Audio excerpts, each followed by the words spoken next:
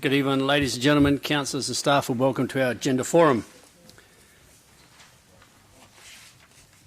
Agenda forums are specifically for agenda items which are to be considered by the council at the next ordinary meeting of council. Agenda forums are not decision-making forums. They provide an opportunity for councillors to be equally informed and seek additional information on matters prior to the presentation of such matters to the next ordinary meeting of council for formal consideration and decision. Please note that this meeting is being live streamed. The recording will also be archived and made available on the council's website after the meeting. If you choose to participate in the meeting during public question time and deputation time, it is assumed that your consent is given for the audio to be recorded. Please keep your comments respectful to the council and to other members of the community.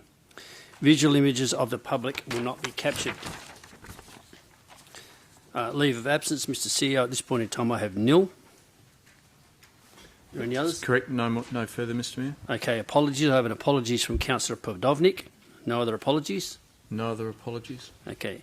Declarations of financial and proximity interest and interest affecting impartiality. Firstly, I just need to read some stuff here. Part 4.13 of the City's election caretaker provision states, for the purpose of transparency for the benefit of the public gallery, candidates are requested to identify themselves as an election candidate prior to asking a question or making a statement at a briefing session, agenda forum, council meeting or committee meeting. The following councillors are candidates in the upcoming local government election: Councillor Catalano in Altone, Councillor Kiley in Altone, myself in Pearce, Councillor Jones in Pearce and Councillor Zanino in Swan Valley Gidgee. This is taken to apply for the entirety of the meeting, and the relevant councillors will not be required to identify the candidacy each time they address the meeting.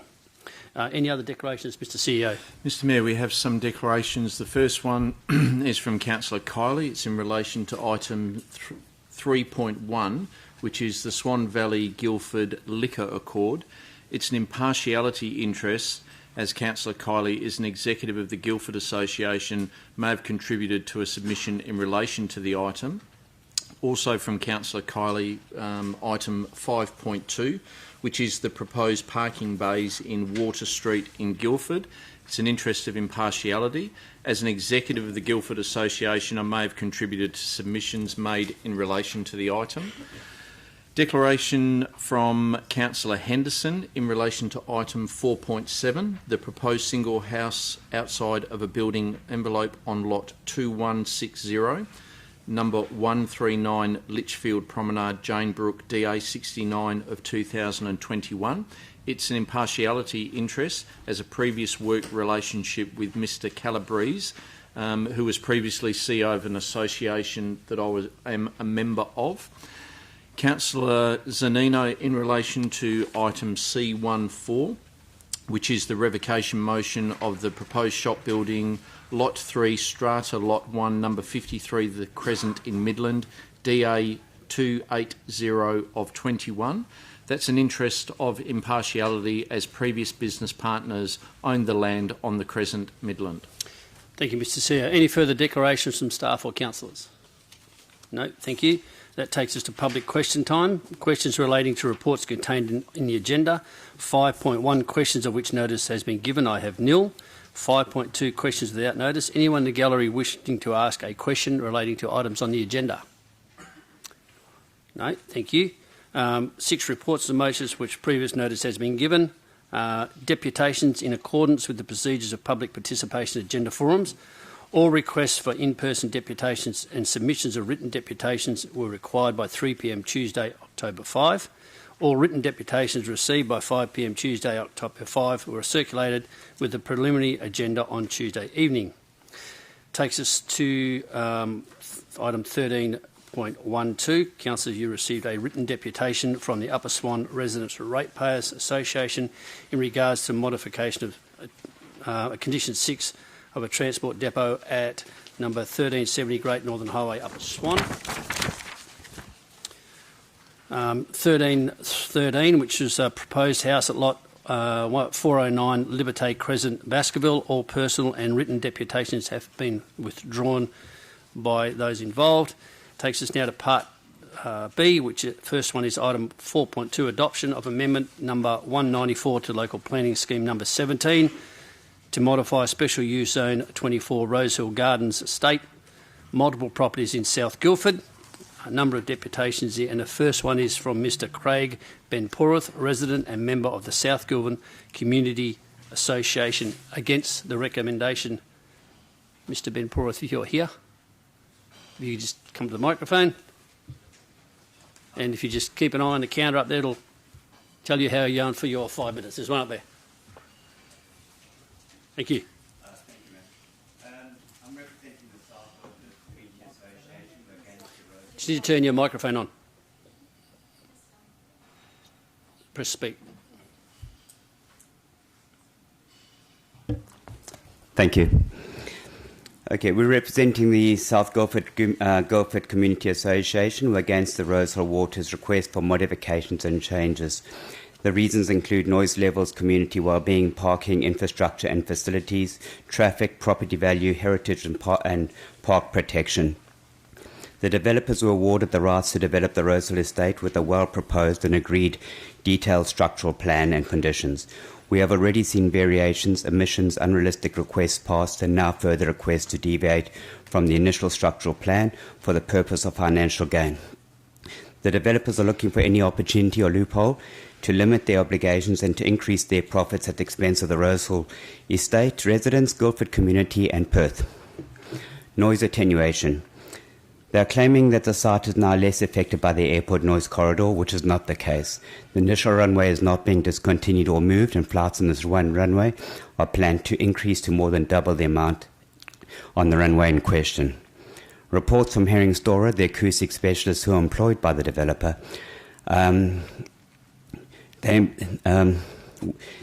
have manipulated the previous report to now contradict the initial assessment, which showed the areas were unsuitable for residential development. They are now claiming a maximum sound level of 87 decibels, with their own report clearly shows sound levels over 100 decibels in an area further away from the higher ANEF noise zone. This would clearly indicate sound levels will even be higher than 100 decibels. A more detailed noise report was undertaken in the area that will confirm the higher levels. This was also done over a longer period, not just a few days. Despite this, the zones in question still fall in the 25 to 30 ANEF contour. The developers also claiming sleeping areas will be below 45 decibels. At 100 decibels, this would require 55 decibel reductions, which is not possible with any of the residential homes. In addition, all builders are now able to build on the estate, and due to the technical expertise, higher costs of noise reduction and materials and construction, there are a lot of homes, if not most, that will not comply and fall way short of achieving even close to these levels. Perth airports have rejected both this application and the previous application for increased density, as they will not be liable for future claims and problems, which means the Swan City Council will become liable if approving the developer's request. Rezoning. Land zoned rural is being requested to change to R20 despite falling within the 25 to 30 ANEF contours. The developer has already increased the density in areas from R20 to R30 using the aged care exemption for smaller properties that has now been exploited and applied to general residential and approved previously by councillors. This will impact on traffic, safety, zoning capabilities, play areas, schools. The previous motion should actually be reconsidered. The developers are requesting rural areas to be developed and property and probably rezoned, adding to issues above. There are also some large, very old trees in the area which are in the initial plans and agreed to remain. These are not marked or indicated on the latest plans which have been submitted. We have also seen the removal of a number of very large palm trees recently from in front of the clubhouse. Queen's Road. The structural plan in the structural plan, it states, prior to the creation of any lot, satisfactory arrangements will be made by the local government for the full cost of upgrading the construction of the Queen's Road and Great Eastern Highway intersection. Main Roads previously rejected the application for R30 zoning and have said they will not be rectifying the traffic situation. The developers are attempting to meet contractual obligations by suggesting the lowest cost and completely ineffective solution by simply adding a wider verge to vehicles turning left off Queen's Road. This simply blocks the view of 2 lanes of traffic coming on by the drivers turning right for the cars that are trying to turn right across 2 lanes of traffic. This is a big area for a possible accident and even death. Developers' promises and obligations. The initial homes were sold based on the estate with a UDI 6-leaf accreditation as well as 7-star efficiency ratings. Both have been removed from current guidelines. Smaller plots, insufficient parking, increased traffic would change the initial concept and value the homestead further. We're not asking for anything. We are merely asking that the thought and effort that went into compiling an 88-page structural report be maintained and be adhered to keep Guildford for what it is, heritage, nature and a country feel. Thank you. Thank you, Mr Ben-Porth. Any questions, councillors? Come back, Mr Ben-Porth, you've got some questions. Thank you. Questions of staff. Okay, well, I think Councillor Scannan's hands up was first. Thank you very much, Mr Mayor. Time's up. Time's up. Next.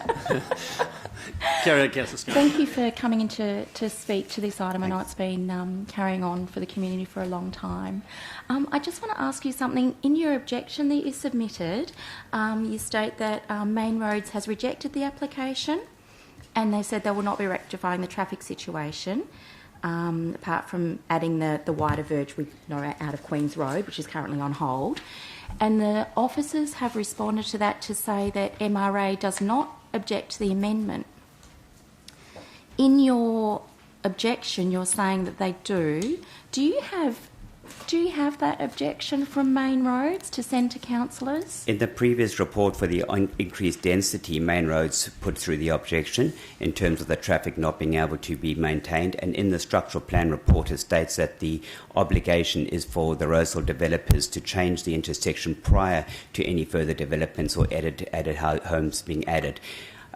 The plan for this intersection is also completely unsuitable and will not work. So I would presume that the original statement or the rejection by Main Roads will still apply. Okay, thank you for explaining that. And later I have a question for staff. Okay. Councillor Johnson, you got a question? Yes, for staff, if I can. Yep. So the question I've got is page 97. It suggests that if we're lifting the R20 restriction, it implies it becomes R30. Is that correct? Question for Mr. Russell.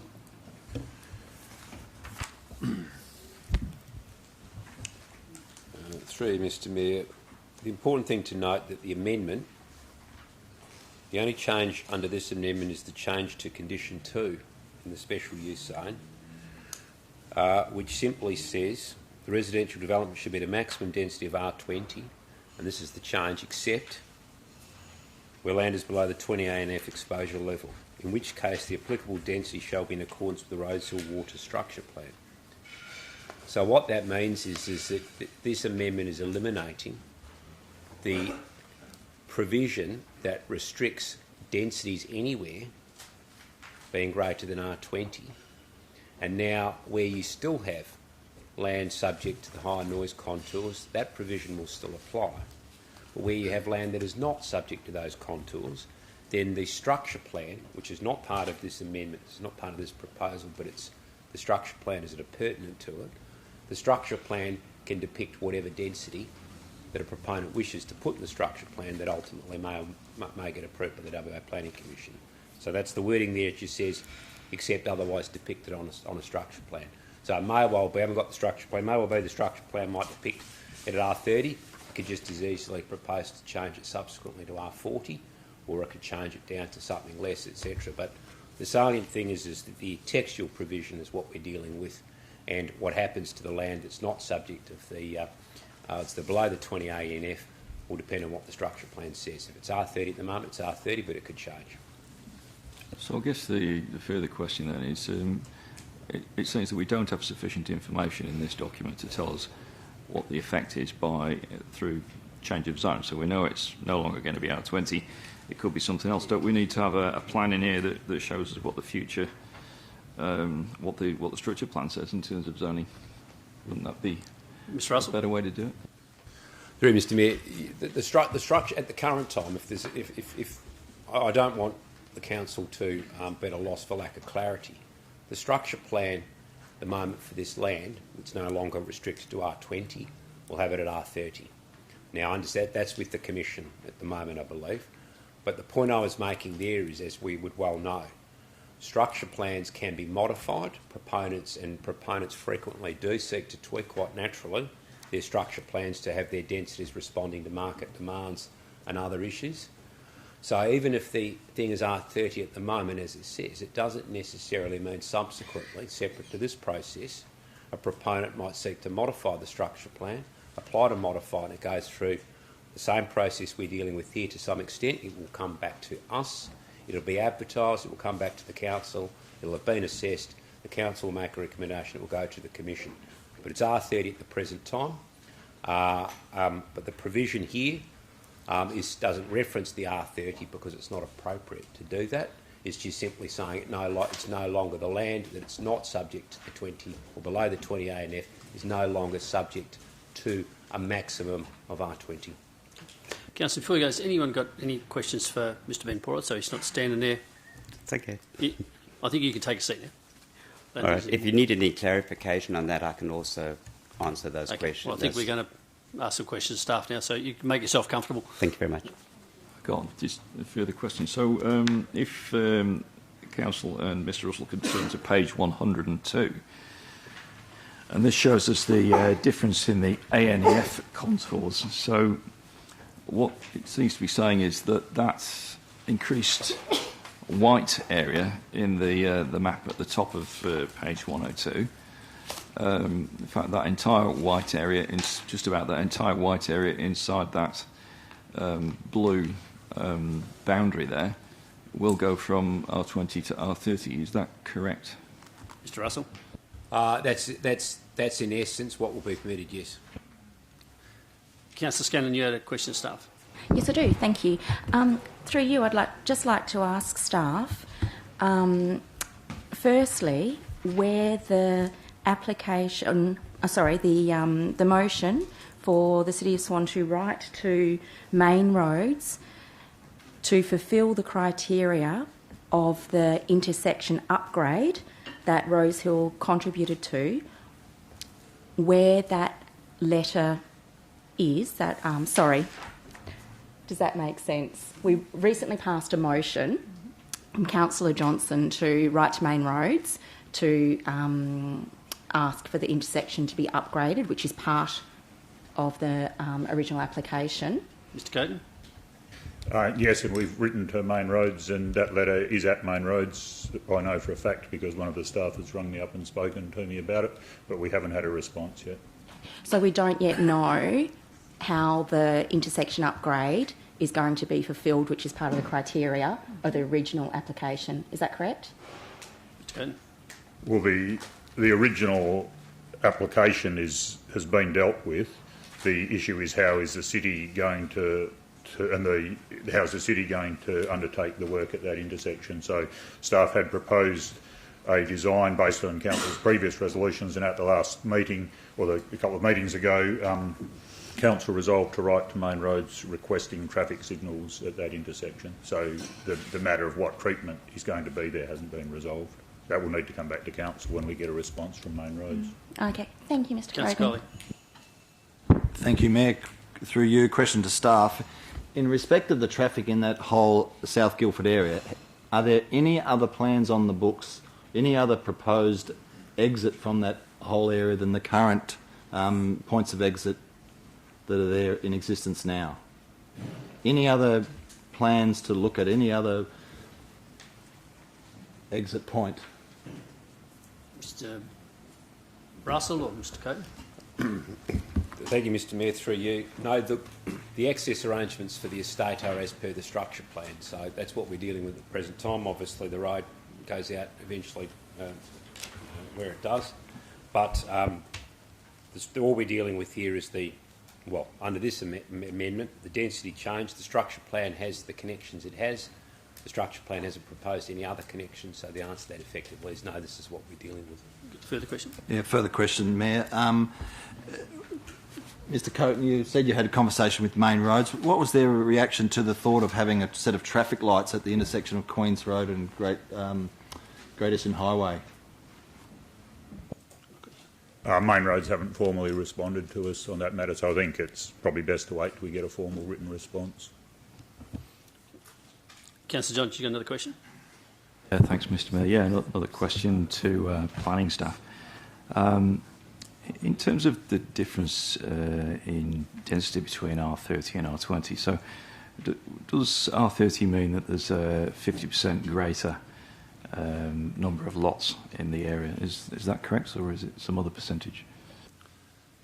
Mr Russell? Mr Mayor, as with all the R codings, R30 means 30 dwelling units per hectare, or 10,000 square metres, and that's what it is.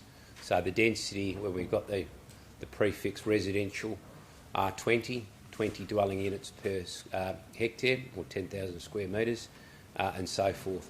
So if you talk about the difference, obviously, the density, as its name implies, of R30, it's a third or half again greater than R20 in terms of the density of dwelling units per hectare.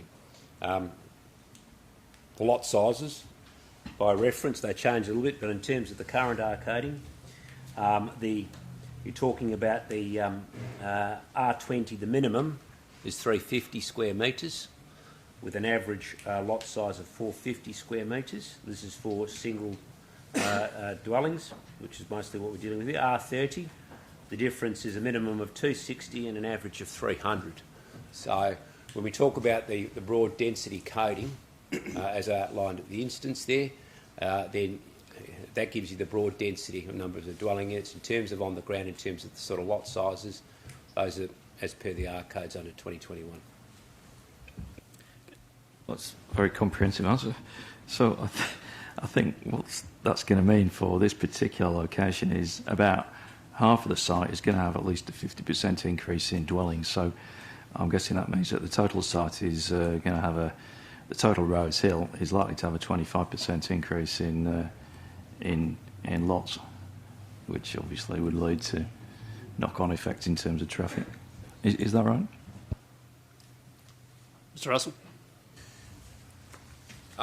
Through Mr Mayor, yes, there is going to be a density increase will result in a traffic increase, but it's important to remember that that issue was dealt with at length in the council report on the structure plan that came before council previously. But yes, there'll be an increase, and I think it's been said in the past, the road network can handle the increases, but as Mr Coaten has previously advanced, the situation is the situation. This is the access point. I think he explained at great length the issues that we had with main roads and the scenarios around the problems we had with the intersection. We're endeavouring to fix those, but as noted previously with the structure plan, the density increases the traffic within the road network. We're comfortable with the road network can handle, and the intersection will make as optimal as can be made. Beyond that, there's not much that can be done in this space, other than the traffic volumes are not. The council's already resolved that the traffic volumes aren't of themselves a reason not to support the structure plan. So we've already addressed that issue. The council's already addressed that issue, and this amendment, if I can say so relevantly, is not canvassing that issue. That's been dealt with previously. This is simply a textual amendment to textual provisions in the special use zone relevant to the land. Councillor Scanlon, you got another question? Thank you, Mr Mayor. Through you to staff. Well, first I just need to say that residents completely disagree with the fact that that road network can handle the traffic. There was another accident yesterday, a rollover. It's amazing someone wasn't killed.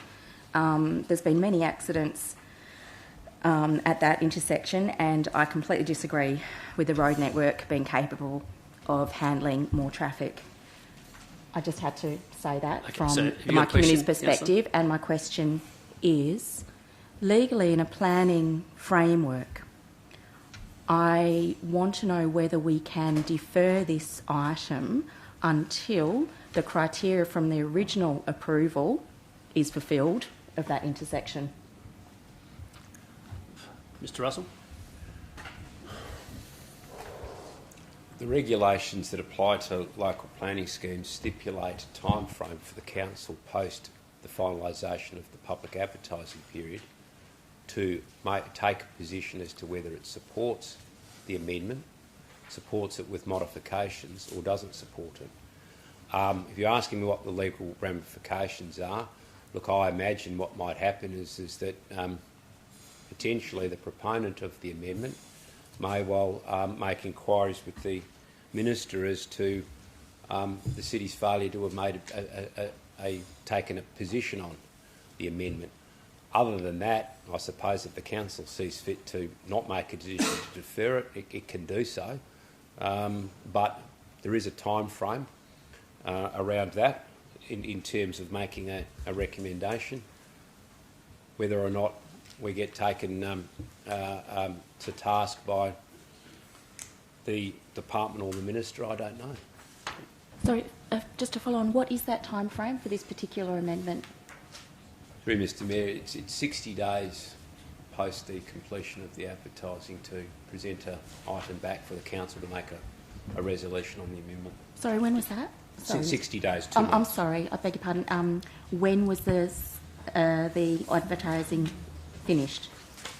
When did the 60 days start? So, I'm informed the 23rd of August was the completion of advertising. Okay, thank you. Councillor Lucas. Thank you once again to the planning staff through you, Mr Mayor. I note there's a couple of items in the report, and the first one I refer to is on page 96, and this is a submission from the Perth Airport, and it talks about notwithstanding the proposed lifting of the R20 restriction applies to those areas of the estate located below the 20 ANEF exposure, but it does not impose any restriction on the density. And that's in direct opposition from a submission from the residents who state on page 97 under the submissions from residents about impacts in paragraph 4 of that, saying the applicants lodged a concurrent amendment to Rosehill Water Structure Plan with all the numbers to increase the density to R30. My question is, could it go above R30? Based on what I've read from the submission from residents, it shouldn't, because that's what but from the Perth Airport said there's no restriction to the density. Could it go R40, 50 or 60? Mr Russell. Through Mr Mayor, I believe I've provided the answer to that previously, but the short answer to that again is yes, a proponent can submit a modification. They've got a modification that we've processed, it's with the Commission. There is nothing to preventing a proponent to submit multiple modifications that could propose densities in excess of R30. So the short answer is no, there is nothing preventing that from occurring. Thank you. And last question, between now and next week when this item is debated at Council, can we find out the total land area that's subject to the amendment so we can see what perhaps an additional number of increase of lots are? If it's only going to be 10 or 15 extra dwellings, I think that's a far different scenario from 150 to 200 extra dwellings. So I'd like, if that can be done by staff, it'd be much appreciated. Thank you. Thank you. Councillor John, you had another question. I've got a further question. Just looking at page 101, this shows in a little bit more detail there, the Rosehill area, and it appears to show the developed area and the undeveloped area. Is that right? Because this is not captioned. I can't actually tell what it's supposed to mean. So those areas where there were no lots shown, is that the undeveloped area? Question to Mr Russell. Through Mr Mayor, this is taken from our interim maps layer, which will show the subdivision layout as what's been created and titled on the ground. The balance of the area there is land that hasn't yet been subdivided, or less created with lots on the ground that are titled. So the area that's likely to be subject to this change is in effect a kind of a intersection between the map on page 102, the top map, and the map we see here, those undeveloped areas, which is exactly what Councillor Lucas is asking for, I think. Through Mr Mayor, yes, those areas that haven't got the subdivision overlay shown on the map on page Okay. 101 are the very areas that are underneath the now freed up land, not subject to the 2025 aircraft noise control. Yeah, so it's a lot less than 50% of the area. Okay, thank you. That's all my Thank you, questions. councillors. Now go to the next speaker in this item, which is Mr Chris Nolan from Urbis. Support of the recommendation. Thank you, Mr Nolan. Good evening, councillors. My name is Chris Nolan. I'm from Urbis, and I'm here this evening representing Rosehill Waters Management Property Group and the Rosehill Waters Estate. And this evening I'm talking to item 4.2 relating to Amendment 194 to your scheme, which specifically seeks to amend the special use zone provisions to remove the density cap of R20 for areas where aircraft noise is below the 20 ANEF contour. And I think that's a really important point, that the Perth Airport Master Plan was modified in 2019 and created these additional areas under the 20 ANEF, and that's the area that we're really focusing on tonight. We're obviously supportive of the recommendation before you, and I just want to make a couple of points. I'm not going to take too much of your time. My client is only seeking to only lift the residential density in 2 locations from R20 to R30. As the staff mentioned, Council at its 12th of May meeting considered an amendment to the Rosehill Structure Plan to undertake this amendment, this density change, and this was subsequently supported by Council, and this amendment now sits with the WAPC. At the Council meeting, the impact of the increased residential density was considered in the context of perceived traffic increases, aircraft noise, the pressure that this could put on schools and school capacity, and general amenity and bushfire. Ultimately, this amendment was supported primarily due to the fact that the residential yield, the additional number of lots generated by the higher coding, in the end will ultimately produce less dwellings that was previously identified on the previous structure plan in the context of an aged care facility and a group housing site. And that's a really important point. And the number of dwellings that we're talking about is actually less that was proposed previously by some 25, 26 lots or dwellings. This is a point that was highlighted by my client, I think, to both the community, in response to the community and councillors over the last couple of weeks. From our perspective, the traditional freehold or green title subdivision of these 2 portions of land at R30 density will be a far better outcome, providing for wider streets, which is consistent with the rest of the estate, so 15 and 16 metre wide road reserves, greater opportunities for tree planting, and overall built form and houses that, for all intents and purposes, will look and feel very much like the current housing stock that's there.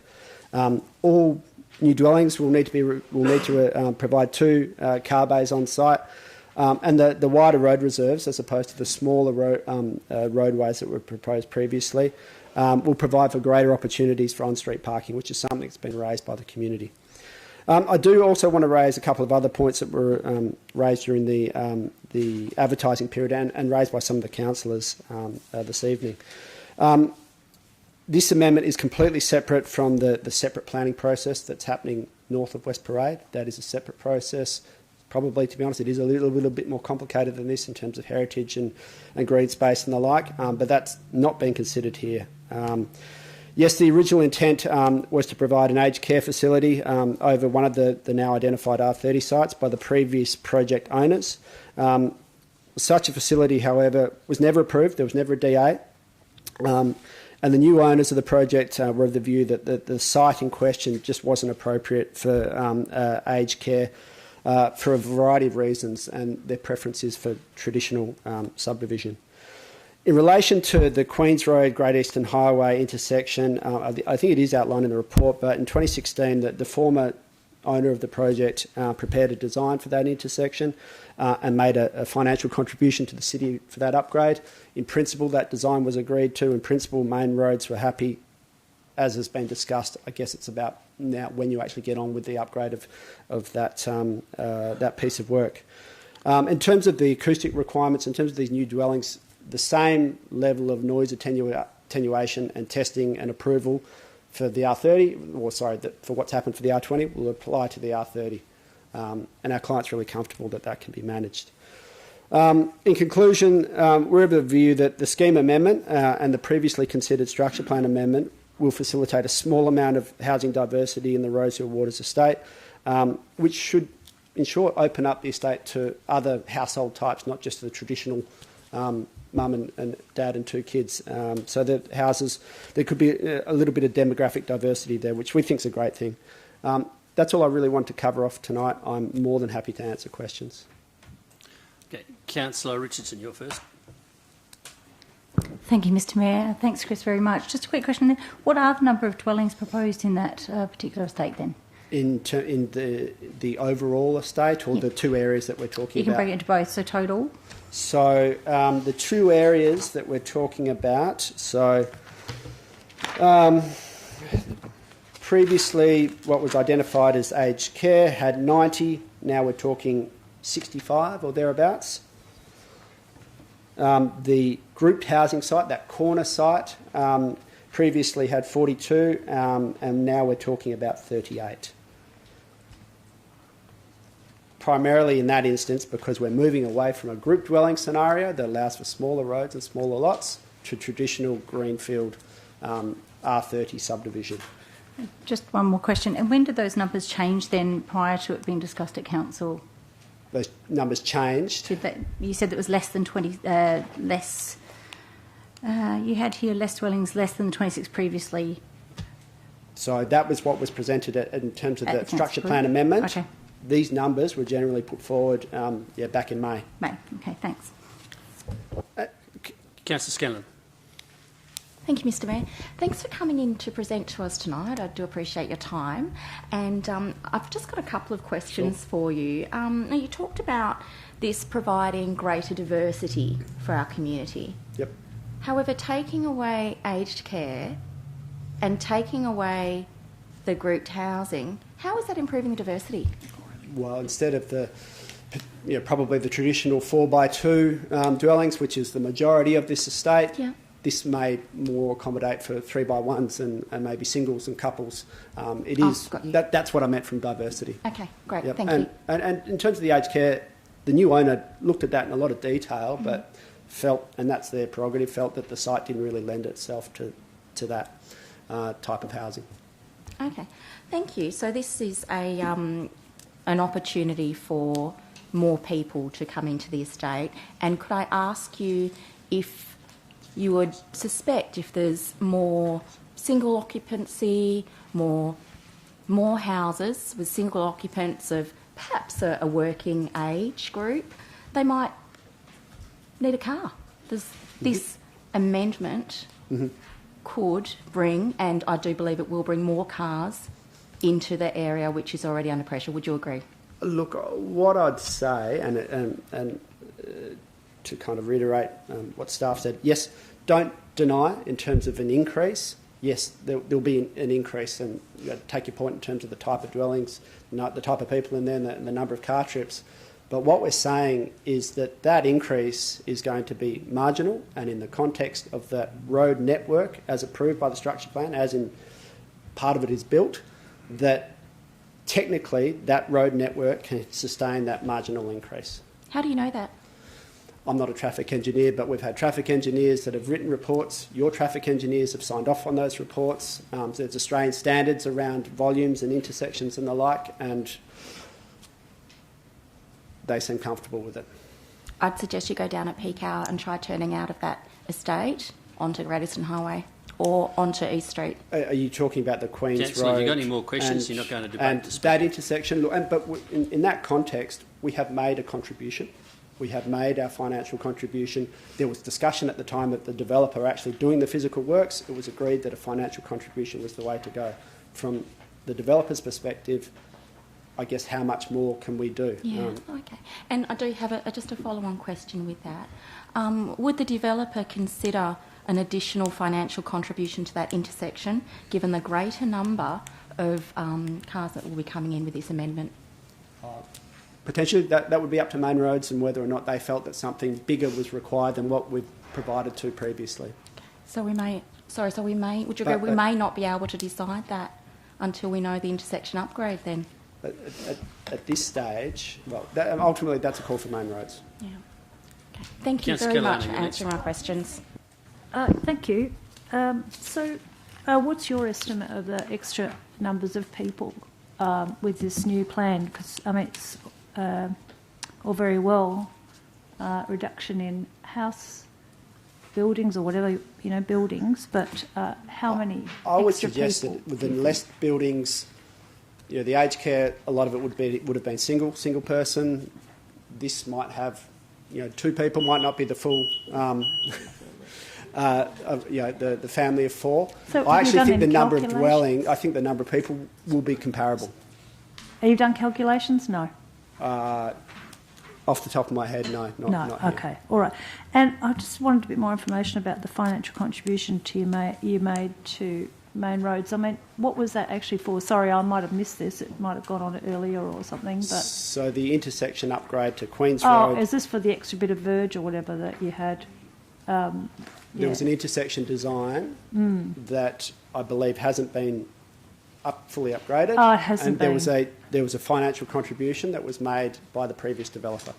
Previous developer. Okay, all right. So you don't know whether that Main Roads are intending to spend that, or that was made to Main Roads, was it? Via the city. That's probably more of a question for the administration. Via the city to Main Roads, but you don't know. Okay, I will ask staff about that if that's all right. There's no further questions from Ms Nolan. You can take a seat. Oh, you got another one from Ms Nolan? I do, Mr Mayor.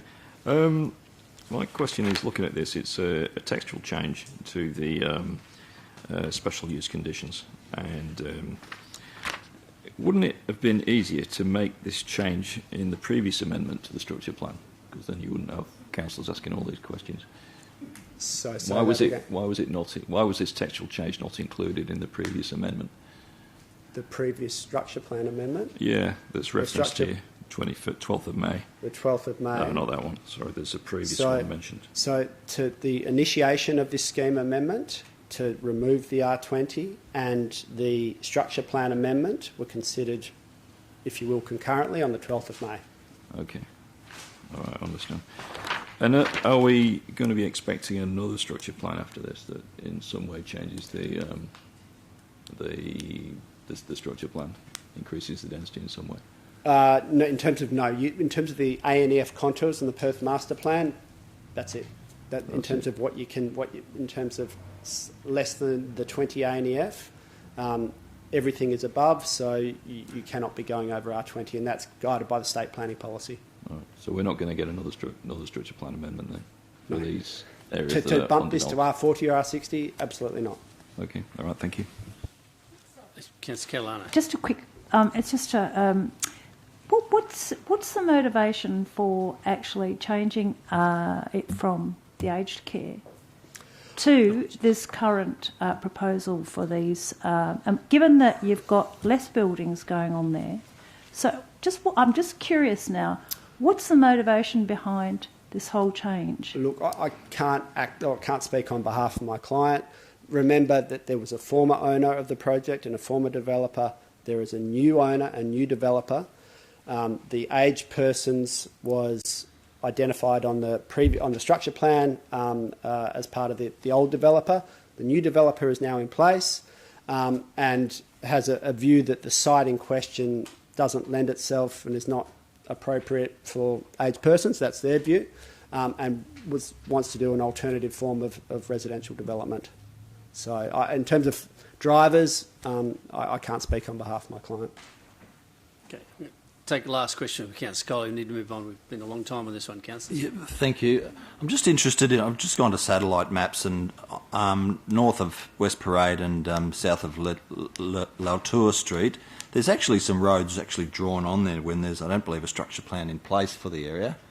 The north of West Parade? The north of West Parade. There's satellite maps are showing the roads in place, but we haven't even approved it yet. I'm just wondering how they got into being. Is it the applicant or the City of Swan, maybe, that puts those roads in place? There's no subdivision, so no titles and no roads have been reserved, so I'm not sure how that actually sits there. Whereas it's showing on the map that they exist already. Yeah. Okay, thank you. Okay. Thank you, Ms Nolan. Thank you. Councillor's going to move on to the next item now, which is item 4.3, which is the Responsible Authority Report proposed Dayton Neighbourhood Centre at Lot 3 and 803 and parts Lot 4 and 5 Repton Street, Dayton. And the first speaker on this is Ms Karen Wright from Urbis in support of the recommendation.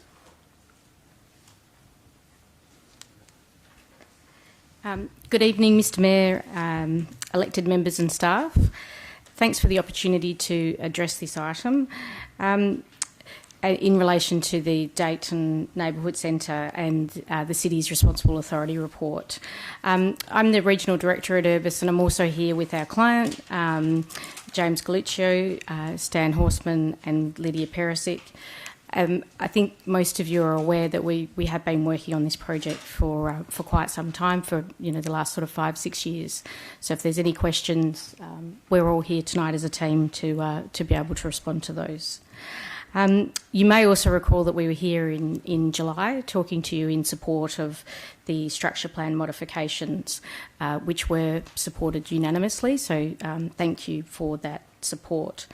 It's great to be here again tonight, actually, only a few months later, speaking in favour of the officer recommendation, because it actually means that from our perspective, we're actually getting a lot closer now to being able to achieve this activity node in Dayton and to actually be able to bring this development or a core component. There's a lot of development that has already been undertaken, but to take this core component of the development out of the ground. We actually gave you an update, as I said, back in July as to where we were at with a lot of the planning and the swap between Arthur Street and Dayton Central. So I won't go back over that, but only really to bring you up to speed. Since that time, further works and upgrades have been undertaken by our client and in collaboration with the city in terms of upgrades at Isidon and also at Repton Street. And that work is actually being finalised as we speak. The development that's before you this evening includes the Woolworths supermarket, specialty shops, cafe, showrooms, 2 office tenancies, local amenities including a medical centre, chemist and swim school. We feel that we're quite proud of the development that's before Council tonight, and we're here seeking your support. In respect to some of the specifics, the dual lane full access roundabout proposed, our client is fully agreeable to the pre-funding arrangement that is proposed and has been reported on in the item. We're also agreeable to providing the approved or the proposed access roads that have also been proposed by the officers and supported by Main Roads WA as well. Again, as we talked about in July, this project will create 116 full-time equivalent construction jobs over the course of the development, and there's 325 ongoing jobs that are planned as well. We feel that in addition to the development that's already been undertaken, that'll be a positive development for the locality with the opportunity for skilled and unskilled full-time and part-time positions. So again, thank you for the ability to present to you tonight. We're really here seeking your support to the officer report and to the recommendation, and would be more than happy to answer any questions that you might have this evening. So thank you very much. Thank you, Ms Wright. Any questions, councillors? Councillor Kiley. Thank you, through you, Mayor. Thanks for coming in and presenting, being here so I can ask the questions. In the July meeting, I raised the issue of Repton Street, that my fear is that it would become a bit of a speed, to get from one end of the shopping centre to the other. Are there any? There was talk that you would look into some plans for maybe some speed humps or something to slow traffic down through the area. Was that looked at all? Yeah. So the traffic impact assessment has looked at Repton Street. There's been embayed parking that's been put in there, and they've looked at the environment to be able to slow down traffic. The Road A, as it's referred to, which extends from Drumpellier through to Repton Street, is also planned to be a public road, and for that intersection to be designed in accordance with the city's requirements. So, I can only say that those details have been worked through with the city's officers and are being built at the moment. So no speed humps or anything like that to go in? No speed humps, Okay. no. Just on another issue, the proposed 7 metre crossover into the service yard between the behind the supermarket, it just doesn't seem to be any sight lines for trucks entering in and out there. I'm wondering if a deviation of the footpath further away from the buildings would assist in sight lines or assist pedestrians getting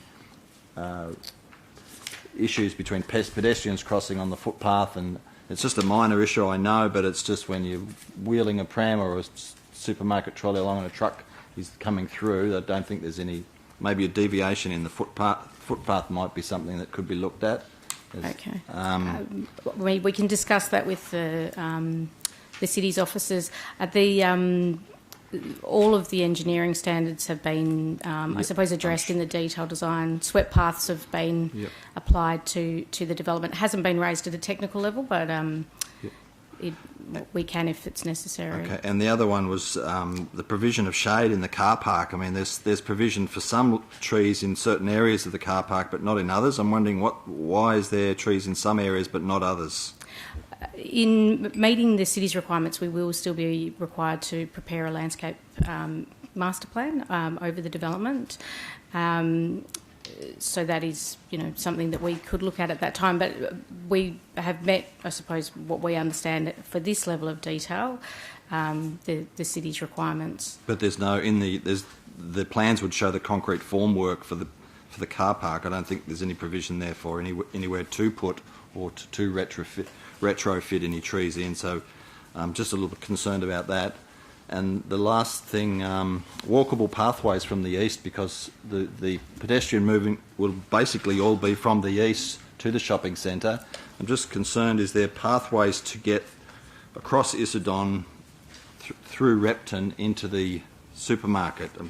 So pedestrian connections have been an important part of what we've been looking at.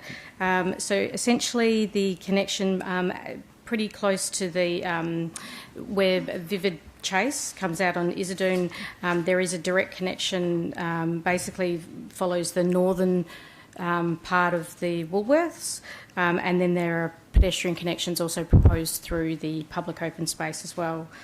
So 1, 2, 3, 4, 5 east-west connections through the development, and then the primary connection across Isildon to make sure that it's safe would be at Vivid Chase. And one last point, the provision of public art, a $300,000 contribution towards that, does the applicant have any idea of whether they would go by the way of contribution in cash, or whether they have an idea for any public art that they were thinking of establishing? Well, given that we're all here, I think I might hand over if there's any particular comment, but it is something that we'll be looking at in detail. Or just maybe a comment on whether you think it's warranted that $300,000 be spent at all on public art in the area. 300, spending the 1% on public art. We're not here challenging the public art contribution at all. Oh, no, what we want to do is in the actual public open space that we have there, that we're probably thinking of putting some public art actually in there to create an environment there, so when people come to the centre, if they want to sit around and have a cup of coffee or wait while they're picking up their kids, we will actually build something and construct something within that little town square. Yep. So that it's a nice environment for people to sit around. Lydia, thank you for that. I'm just concerned that, given I've got a few slight changes, I'm thinking personally, I'd personally like to see more trees put in, and maybe that $300,000 be spent towards something where we get more shade, where we get a better outcome. And we're happy to do that. Part of the condition will be that we've got to submit the landscaping plan to the city. that level of detail yet. But I know that in one of the basic plans that we do have with the landscaping, we actually have provided, I think it was a larger amount of landscaping that was actually generally required, but we're more than happy to put, mature trees and plants around the place to create a green environment and shade throughout the complex. Councillor Catalano. Yes, actually, they were some of the things I wanted to raise as well. It's really critical that, it's fantastic that it's going ahead. Absolutely. People in Dayton are really desperate for a shopping centre. That's wonderful. So I'm really hoping that we can just go the extra bit and put in a centre that is really aesthetically pleasing and actually not only serves the cars going up at Drumpellier, but also the community, because they really, really want it. And what I really wanted to emphasise was just not the pathways going to Vivid Chase, but there's also got to be pedestrian traffic going south of Cranley, and people have to be able to access the centre from south of Cranley and from the rest of Dayton. Yep. And definitely about the trees, and maybe consider an environmental art piece that includes nature. Have you thought about that? So you could actually go out and look for an environmental artist that can put in trees and nature and a nature sort of playground or something like that that could actually combine all that. That's actually something we've been considering, is actually creating an art park where it would be like something constructed, designed by one of the artists that would have all greenery. That's what I mean, with real vegetation, with real cooling vegetation, and that would be just like something so appreciated by the community, because they need shade there. And actually, actually walk through. Yeah. Actually walking through a green sort of. Yeah, I mean, the sky's the limit, and for the art, so that art money or the funding for that doesn't have to necessarily be just trees plonked in the ground. That can be an art piece that includes nature. So that's just the other thing.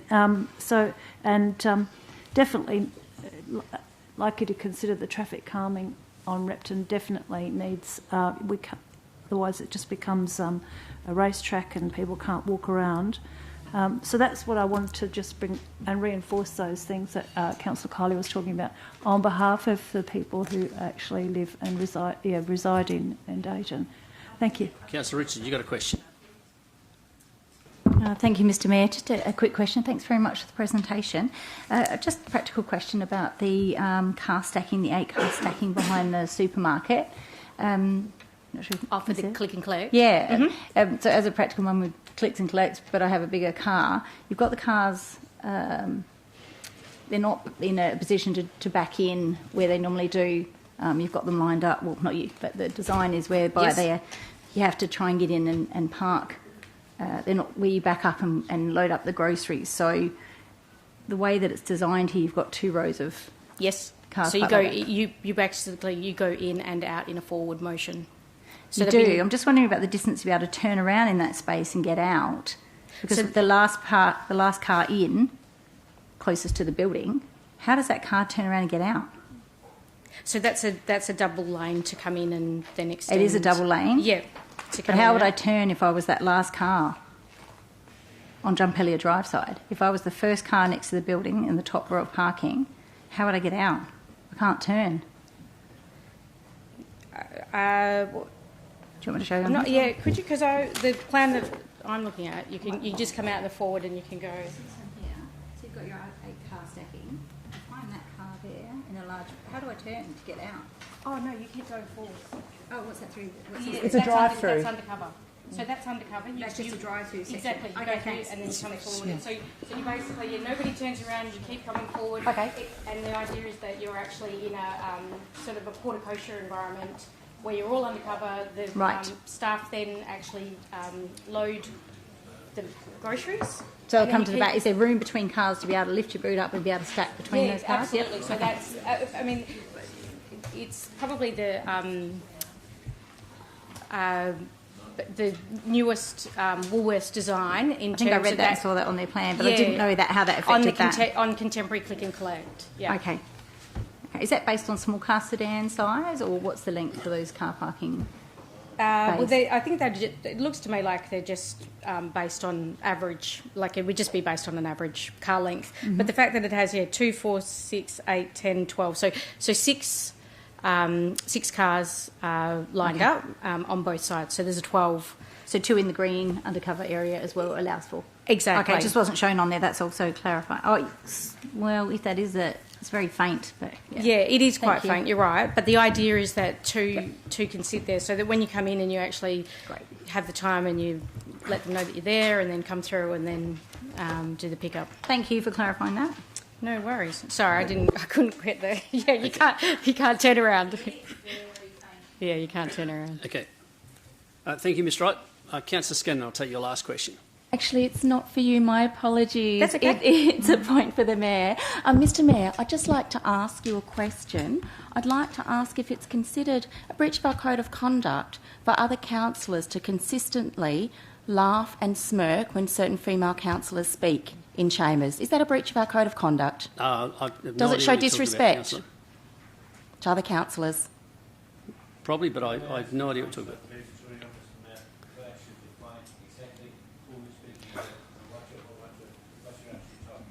Now, if I do that, councillors, let's not am get I in- bringing No, disrespect? no. I'm not talking about you, Councillor McNamara. I'm not talking about you. Councillor Scanlon, if you've got an issue with someone and you believe it's a code of conduct, you know the process, you can take it outside the chamber.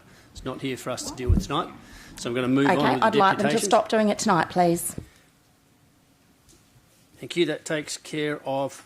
is there a Miss Jennifer McDonough in the gallery? No, thank you. We now move on to 4.5, the proposed change of use for vehicle sales, service and workshop to educational establishment, motor vehicle training at Lot 252, number 77A, Lot 253, number 77, Great Eastern Highway, Bellevue. And we have one deputation from Mr Frank Delanotte from Eureka Properties, who is the owner. Good evening, everybody. I'll just ask to turn your microphone if you could. Yep, thank you. Good evening, councillors. Thank you very much for this. It was more just a question. Of course, we are in favour of the recommendation, and it was just being here. If there were any questions, that's all I came along for. If there were any questions, that we sort it out now. Okay, any questions of Mr Delanotte? No. No. Thank you very much. Thank you for your time. Now move to 4.6, which is the additions to existing exhibition centre at Lot 616, number 76, Dulwich Street, Bennett Springs, and Mr Stephen Ritchie in support of the recommendation. Thank you, Mr Ritchie. Thank you, Mr Mayor, and good evening to the elected councillors.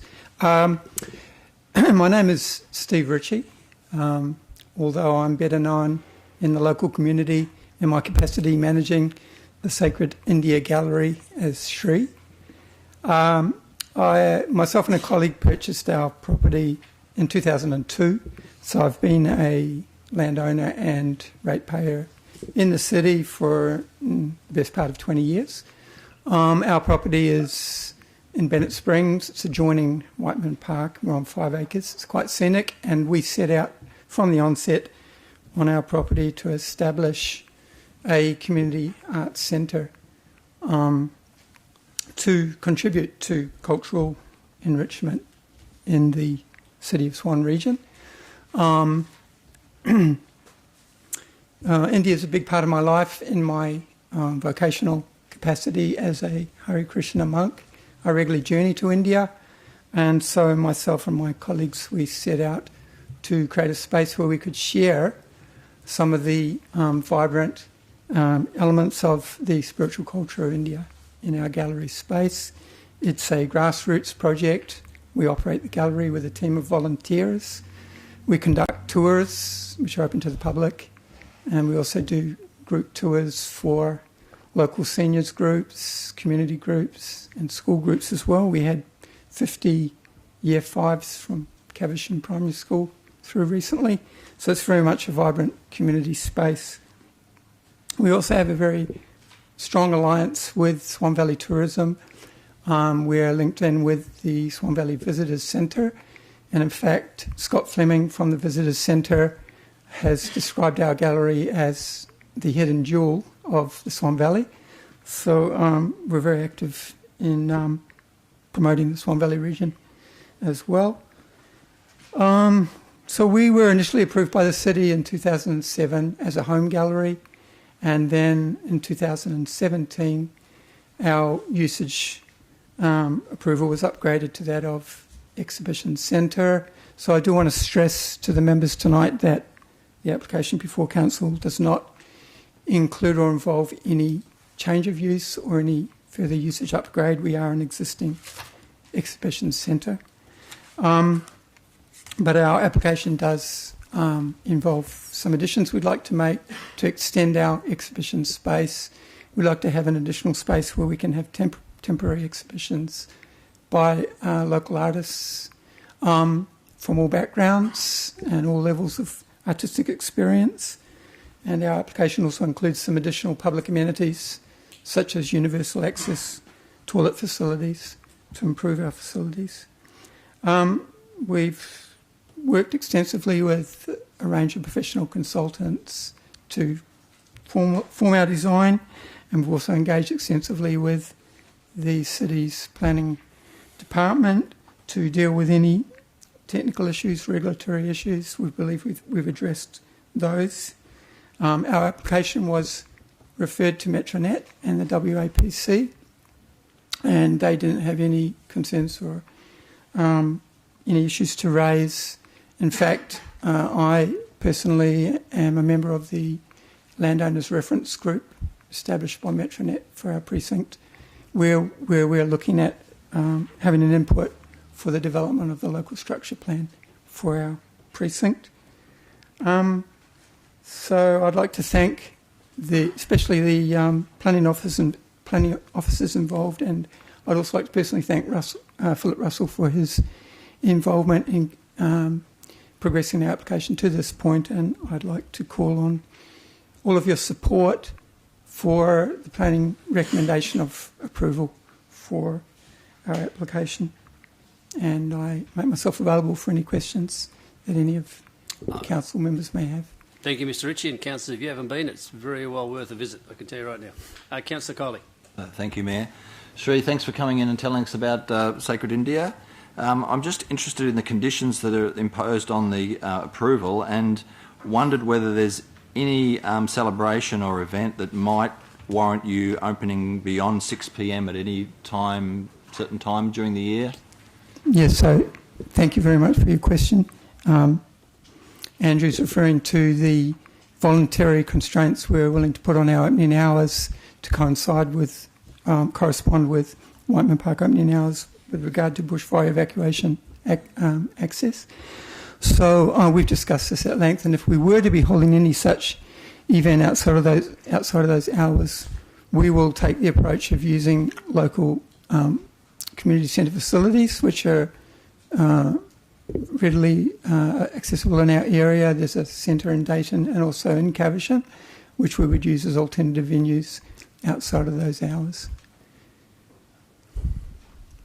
I might rephrase it. Do you think it's overly constraining on your operation, given that it'd be every day?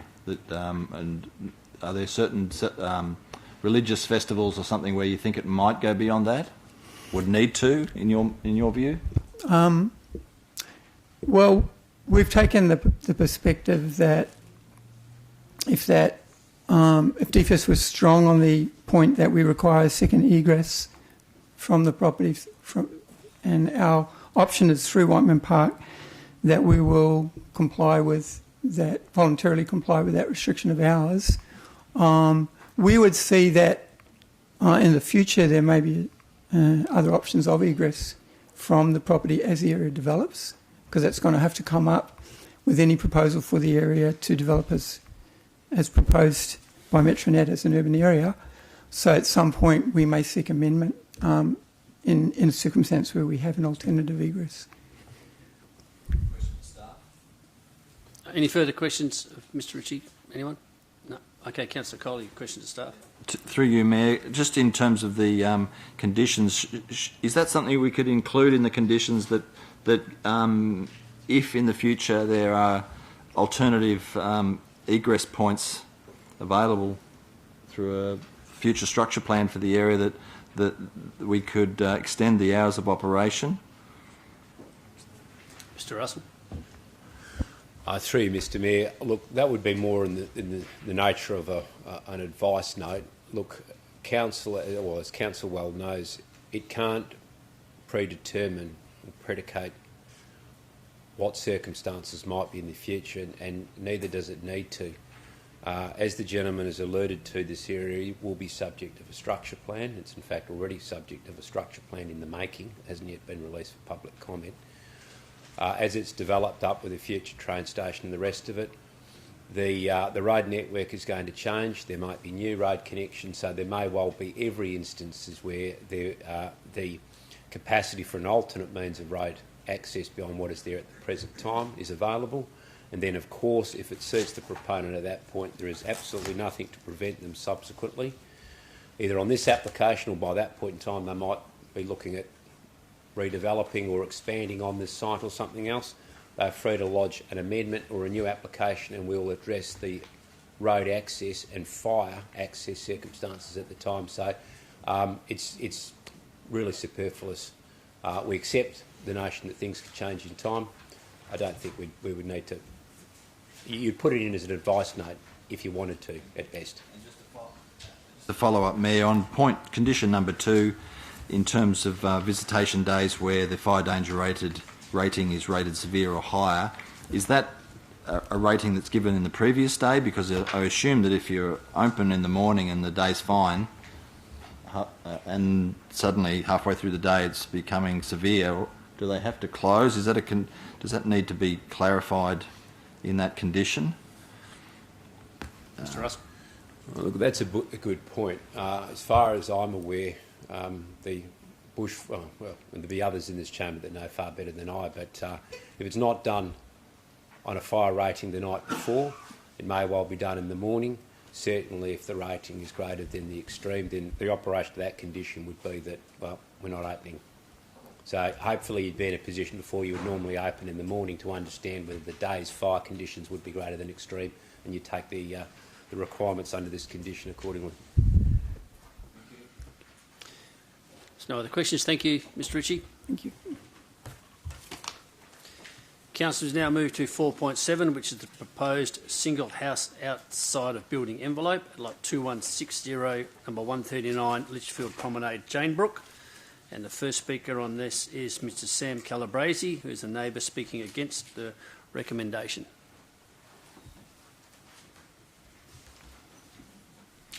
Thank you, councillors. I'm Sam Calabrese and I'm here tonight with my wife Amy. We chose to relocate to Janebrook for our growing family. We hope to move in within weeks. When we found Highland Ridge Estate in Janebrook, we immediately fell in love with the development, the rural zoning, the amenity and privacy this zoning afforded. It took us 2 years to save for the deposit, but in this time we did a lot of research on the estate. Specifically and most importantly, we researched every single lot that was available and their defined building envelopes. Material stationed around the estate referred to unique designated building envelopes and the benefits provided by defined building envelopes such as rural amenity and privacy. The information pack even included a map directly from the approved Janebrook structure plan and was accompanied by notes stating all building to be located within the building envelopes where designated. Amy and I do not seek to frivolously oppose development. We're asking for councillors to disallow DA 69/2021 because we strongly believe it's an inappropriate proposal that has significant impacts on our family home and the amenity of our area. The proposal, we believe, disregards the Janebrook structure plan, local planning scheme, design guidelines specifically created for Highland Ridge Estate, the EPPC referral and the amenity and characteristics of our area, and also fairness towards my family. We would like to thank the officers for taking time to produce their report. However, respectfully, we believe several issues have been misunderstood. The report notes the proposed dwelling will have roughly the same setbacks and therefore not have a greater adverse impact. What's not considered is that our home was specifically designed to ensure our private and family areas were on the opposite side of our home to the defined building envelope of Lot 2160. This proposal will have a greater adverse impact as it proposes moving the construction closer to our private family areas. The report states the driveway is not subject to this application. While it might be the case that the driveway is not subject to this approval, by approving the dwelling on the opposite side of the lot, outside of the building envelope, a driveway must be constructed as is clearly highlighted in the supplied plans. By approving these plans, the length of the driveway will increase from approximately 30 metres to approximately 150 metres or thereabouts.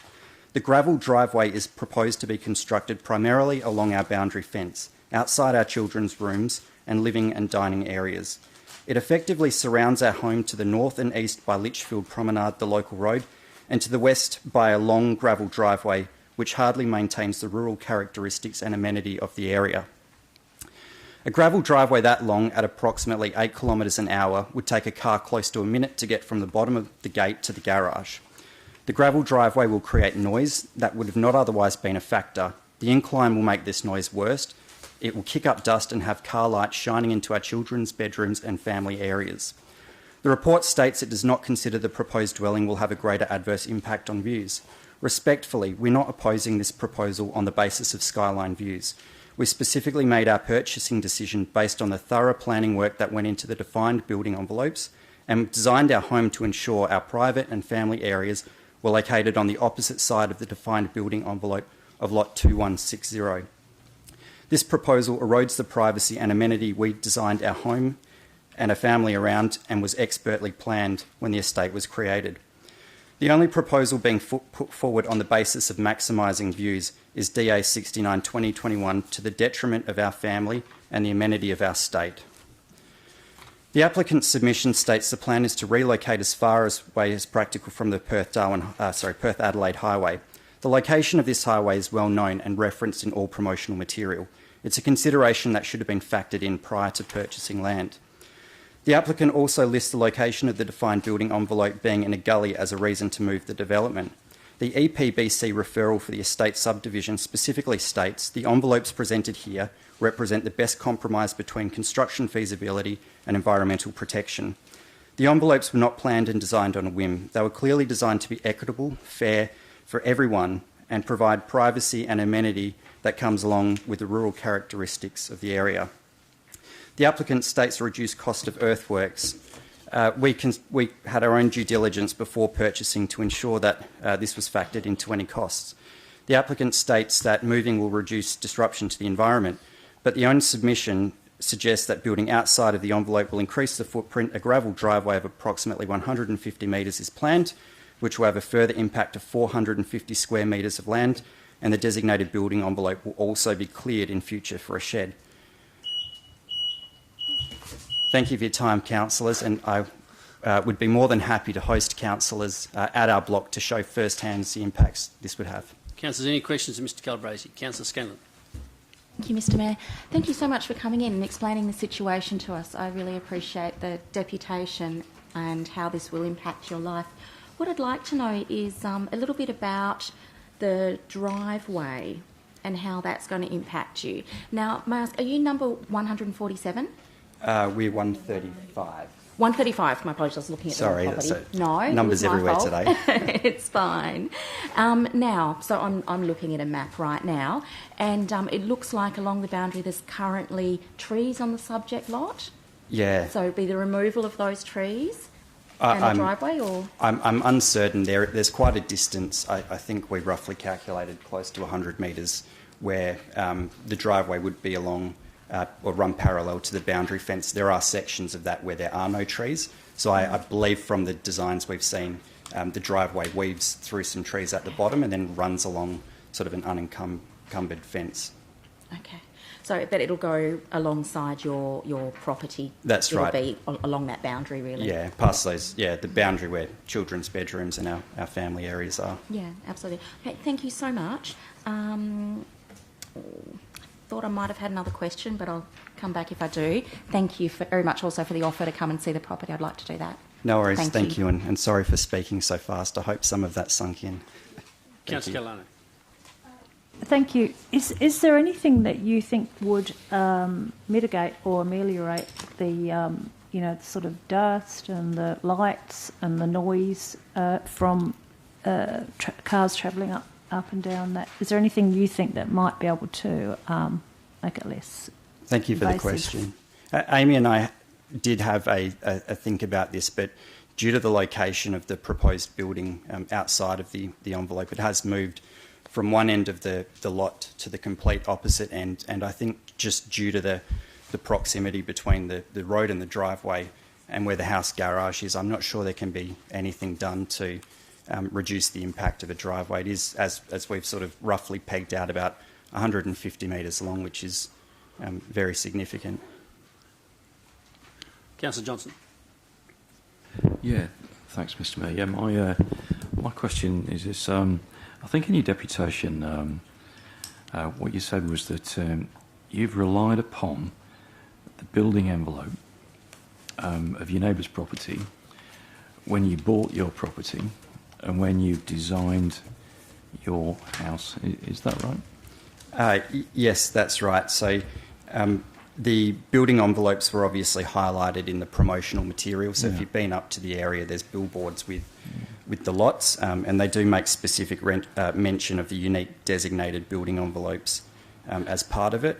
The structure plan was also provided as part of those promotional packs, and there are a few other things that we did look into, and we're not planning experts or lawyers, so it was only our attempt to pull together some information as part of making our original purchasing decision. But there were other mentions, I think, throughout other documents. The EPBC referral was one of which as well, that I think emphasised the importance of those specifically and professionally designed envelopes. So in the contract that you formed with the developer that you purchased the plot from, did it contain that information that these are the building envelopes of your neighbours and you can rely upon that? Yes, that's right. I don't have it up here with me, but I've actually got the promotional pack, which includes printouts of each lot on A4 paper that was provided. In addition to that, there was the map from the approved structure plan as well. So here's my thinking about this. In the event that the developer was also the planning authority, then you would have an estoppel case. You would be able to say, I've relied upon this, and you can't just change it. But that's not the case. So the question I've got here, well, we're going to have to ask staff to help me with this one, if I may, at this point, Mr. Mayor, is does the city do we have a right to vary the building envelopes if people have relied upon the building envelopes? Mr. Russell. The city's got an obligation, Mr. Mayor, to consider an application, as it must, for a variation to a building envelope. So that gives the city the right, obviously, or the duty to make a decision. Whether it chooses to exercise that duty by supporting adjoining residents that might advance the claim that we bought in good faith. This is what's shown on the sales documents, copies of the structure plans, etc. You shouldn't be allowed to change a building envelope once someone has purchased it. Well, you could take that position and advance a refusal on that basis. Or alternatively, you can look, as you must, at the considerations in terms of the impact and weigh those up and decide whether or not to support an application to site a house or vary a building envelope where it's proposed. But there is absolutely a capacity to do it, and there is a duty to make a decision on it, of course. So it's if I can ask another question, Mr. Russell, it's a balance then between the rights of the individual owners and the broader, in effect, total structure plan and people's ability to rely upon that. That has to be struck here. We've got to strike a balance, and I guess that's why we've got a council. Sorry, Councillor, may I just, in response to that as well, just clarify that I think I mentioned Amy and I aren't here to frivolously oppose development. We understand there's been a number of blocks in our area where there have been minor amendments or slight building outside of the envelope, which may be required and we're understanding of, but in this instance, it isn't a minor change. It is a very drastic change, and I tried to very quickly go through, I believe, the reasons why the application or the reasons being put forward to move shouldn't be sufficient, and it does seem as if the real reason behind wanting to move is to maximise the view of one lot to the detriment of the amenity of the area and my family's home. Councillor Scanlon. Mr Mayor, my question's to staff. So, through you, Mr Mayor, I'd just like to ask the staff about a line in the report, and it's something that we see in, I think, just about every report about planning matters, and that's about should we refuse the application, the applicant has the right to go to SAT, and the average cost to defend a council decision is $60,000. My question is, where has that figure, when was that figure established, and when was it last reviewed?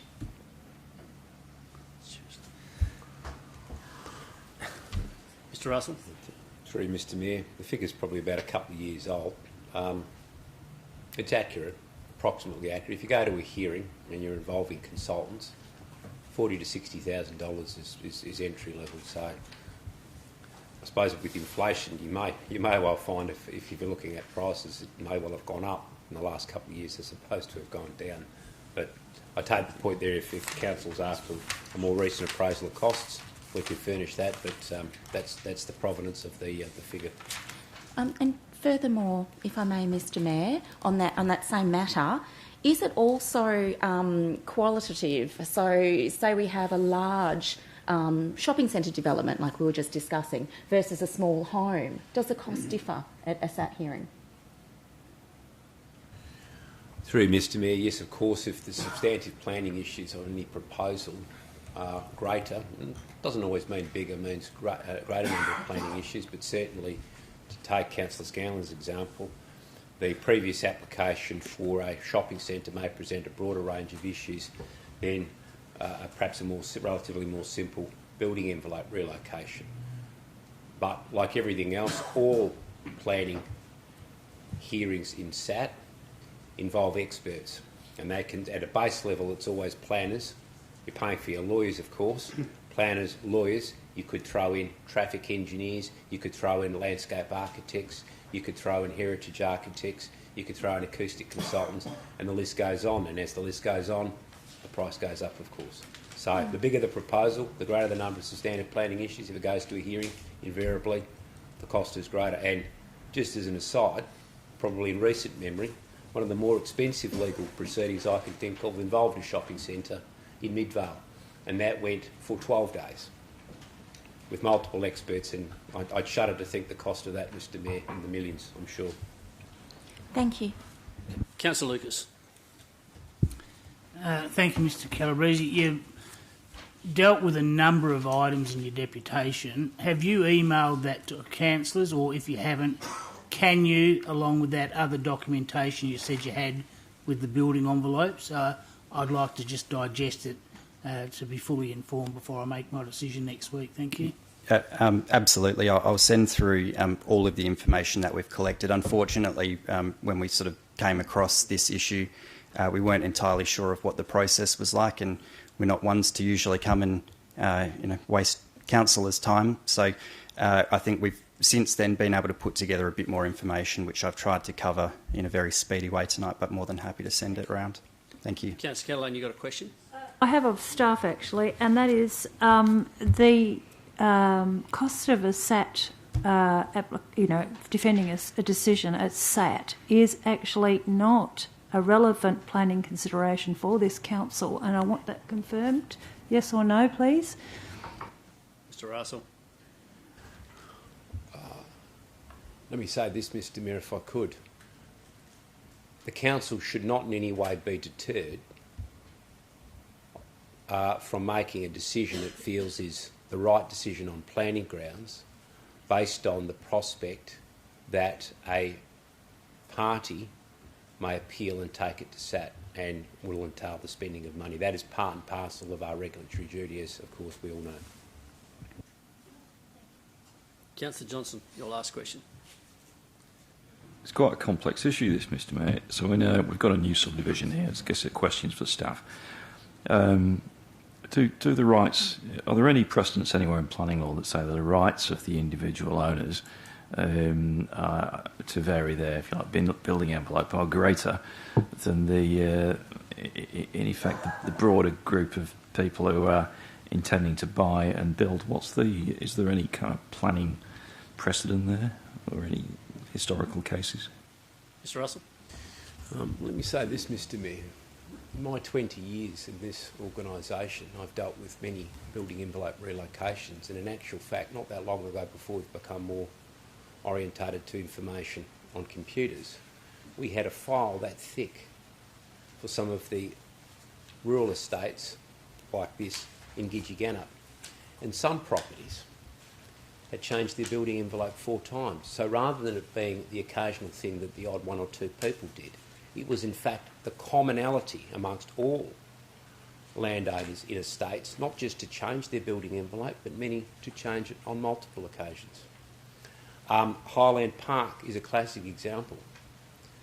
15 years ago, or 10 years ago, when this was being developed, we put a report before the council here at the time that said at the top level where Mr Calabresi's property is in Highland Ridge, we indicated you should have less numbers of lots, because the natural propensity that people, if you have more lots with building envelopes, is they'll want to go bigger.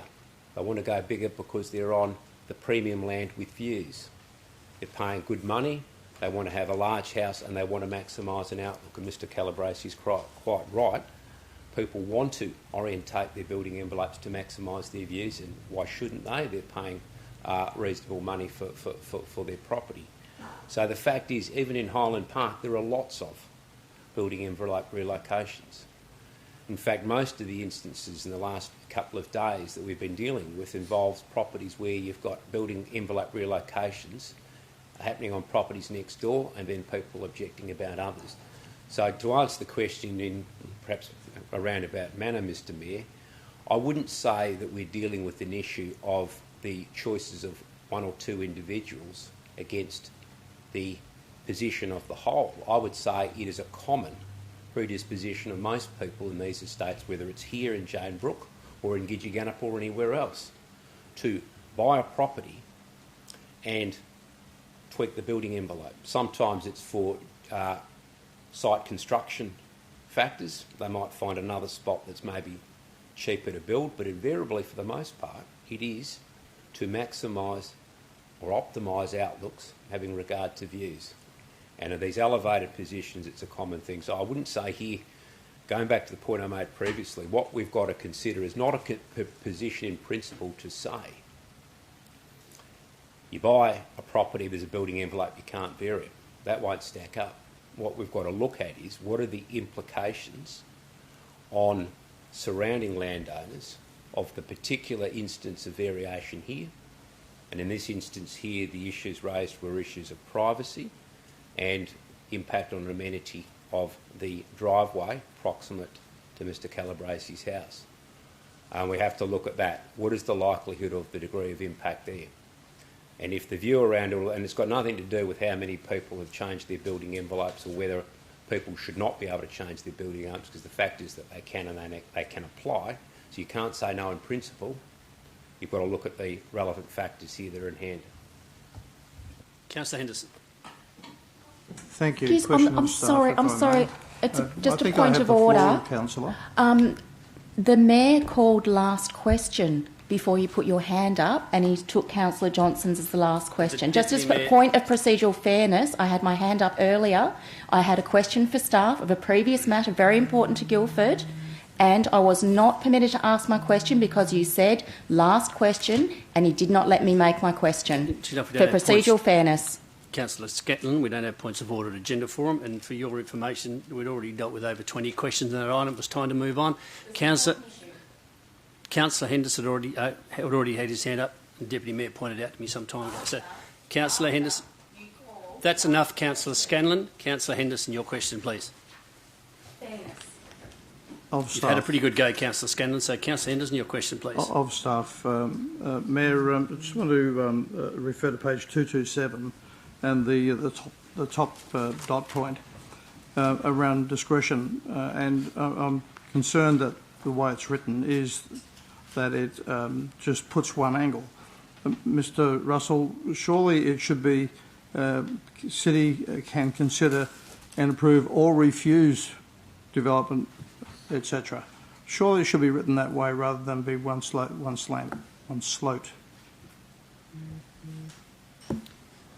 Mr. Russell? Mr. Mayor, if I can follow that, are we talking about the authority discretion heading and the text around it? Or, sorry, which bit is Councillor Henderson referring to? It says... the dot point at the top there on the page the top dot point, yeah. It says the City can consider and approve development. Surely it should say this, in the interest of balance, it should say the City can consider and approve or refuse development. Yes, I accept that. That's acceptable. Thank you. Any further questions of Mr. Calabresi? Thank you. Thank you, We'll now move councillors, on to and the thank next- you, staff. Next speaker on this item is Mr. Brett Jones, the owner, in support of the recommendation. Thank you, Mr. Jones.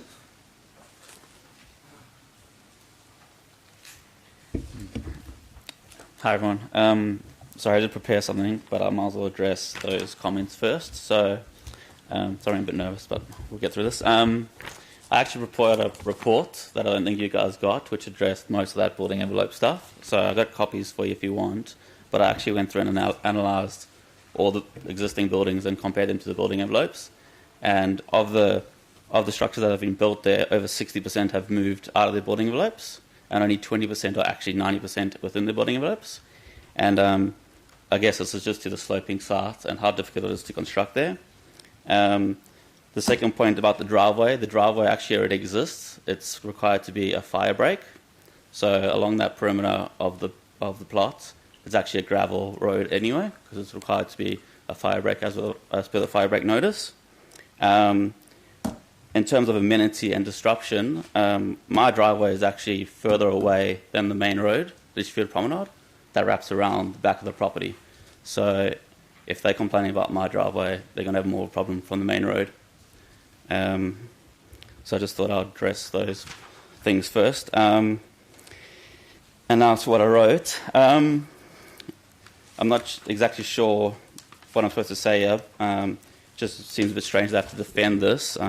All I'm asking to do is build my home on my property. As you can see by the Office of American Natures, I've not breached any laws or any regulations. As I said, I provided this report before, and I'll just provide a summary of it to you guys, and then I can leave it on the table for you guys if you want to have a look through it. We don't believe the envelope chosen by the developer is ideal, and the proposed location is much more desirable for a number of reasons.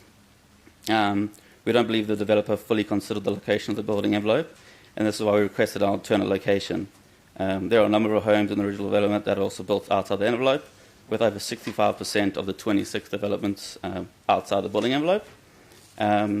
We believe this highlights the issues with the building envelopes for the whole proposal in general that were proposed by the original developer, and the consequences of the really difficult sloping sites. The main reason I did request to relocate the house was to put it as far away from the future Perth to Adelaide Highway. Our main concern was the air pollution and the noise pollution and disruption to our health and amenity of that road. The road will be primarily used as Perth's main transit to the eastern states, and it will be travelled by heavy vehicles, and the associated fumes and pollutants will be significant. We are aware that we can't avoid all these pollutants, but wish to mitigate the risk as much as possible for ourselves and our family. We have chosen to move the house as far as practical away from the road and elevate it into the prevailing winds to disperse the pollutants. I've included in the report some documents from the WA government and New South Wales government about these issues, supporting our arguments. The other issue was the topography of the site and the geology. The original building envelope sits in a gully and will require significant earthworks to level the site and provide adequate drainage. The house would also require to be sit in a low point in that gully and will be susceptible to flooding and water damage. In addition to this, the soil on the site is clay and is classified as Class H, which is highly reactive soil. Therefore, any water and damp around the house significantly increases the risk to structural damage as the soil expands and contracts. The neighbours have a 4-metre high retaining wall currently at their disposal for these same reasons, to level the site and to mitigate the drainage issues. I do not wish to do the same thing and have proposed my house on a more suitable location with less retaining. I've also shifted it up to the highest point on the lot to mitigate the flooding, the damp, and the drainage issues. As you can see by the designs, we have proposed a house that is set into the hill to minimise the earthworks. It is also to minimise the scale and bulk of the property. The property has a flat roof to, again, minimise its impact on the neighbours and on the environment and the landscape. I believe we have provided appropriate design, considering the constraints of the site that we have. And I think I'll ask one last thing was, I guess the objectives, property and mine, were on the sale at the same time, so they had the same choice. They had a choice of where to buy, where they put their house, what house they had wanted, where to face the house. They chose to build a 4-metre high retaining wall to elevate themselves and have a view. All I wish is that I have the same rights and same choices. Okay, thank you, Mr. Jones. That was your 5 minutes. Have you got much left? One sentence. One sentence. I'm not sure why they want to do this or what sort of motive they have. All I want to do is build a home, and I hope you guys will see this through their grievances and approve my application. Councillor, any questions, Mr. Jones? Councillor Catalano. Yes, thank you. Have you looked at any ways of that you might be able to move the driveway, because it appears to be the driveway that's one of the major complaints about this, move the driveway perhaps to the other side of the property or further across, or is there any way that you thought about that at all? The property has 2 sets of rocky outcrops at about 30 degrees. So literally the spot where the building envelope is and the spot where I put my house, and that's the only places I can build. So the driveway would have to go up a rocky outcrop if it was on the other side of the plot. Where, if you stayed at the built on the plot that was allocated under the structure plan, where would the road go then? It would go behind the house. There'll still be a road there because it's a fire break, so the road will still wrap all the way around up. But would it go down the side of the property alongside these neighbours? The driveway would stop at the house, so it'll be like 50 metres long and stop at the house, and then it would continue through to form the fire break. Okay, but you wouldn't be using it as much as you would be using it with this current design? Probably not, but... No. Okay.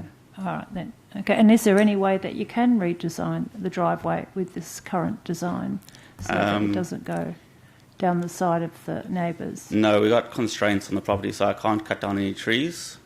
And the driveway currently weaves its way through the trees and misses the rocky outcrops. So... Councillor Scanlon. Thank you, Mr. Mayor.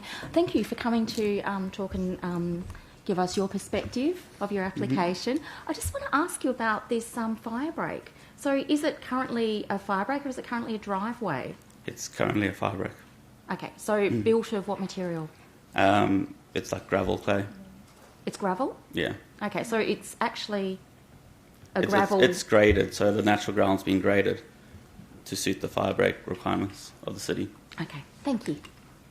Councillor Johnson. Thanks, Mr. Mayor. Question of staff, actually. Anyone got any further questions of Mr. Jones? Thank you, Mr. Jones. Make yourself comfortable. Thanks, guys. Yes, Councillor. Yeah, similar to the line in the previous questions, we've got one owner that has built and one owner that has not built. Does that fact reduce the rights of the owner that has not built to move their building envelope? Mr. Russell. I'll reiterate the point I made previously. It's not a question of who goes first at all. This is a question of addressing what is said is the nature of the impact of the person that is aggrieved by the proposed modification to the building envelope, looking at that and as far as possible weighing that up and forming a view. Are there reasons valid?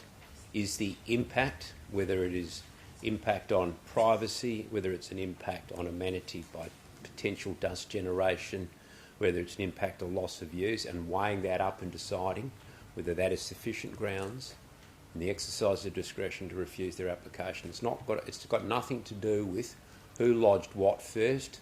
People do not have a right.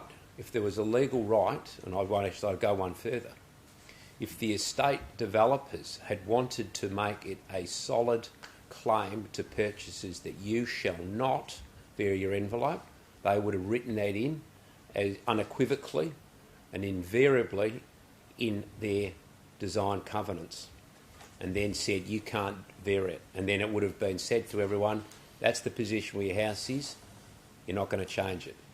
They don't do that for very obvious reasons that I won't bore you with here. But it's not a question of whose rights prevails over whose other rights. They all have equal rights. This is about the assessment of the proposal on the relevant planning factors and weighing them up with your exercise of discretion. Thank you, Mr Russell. Any other questions, councillors? Thank you. We'll move on now to item 4.8, existing shed lot 797, number 24, Yanesi Crescent, Beachborough. And we have one speaker, Mr Nick Rimbas, the owner and support. Thank you, Mr Rimbas. Good evening, Mayor, councillors. Regarding this shed, I bought the property in 2006, my wife and I, and that was part of the deal kind of thing when we bought it. I never knew that the shed was not supposed to be there, and 15 years later I've got this problem. I've had a problem with the neighbours for over 15 years, and it's getting to a point that we're here today. There's not much I can really say about the shed. It's in good condition. It's very solidly built, and the purpose of it is a storage shed. All they do is store stuff, whether it's household items and things like that. Look, there's not much I can say. Is there any questions I can take from you guys? Councillor Coley. Yeah, thanks, Nick. I've actually been invited to go out there on the weekend or maybe on Friday to have a look at it, and I'm keen to go and have a look. I'm familiar with the street and particularly the dog on the other side who barks a lot when you go through the public access way. But I'll go out there and have a look if that's right.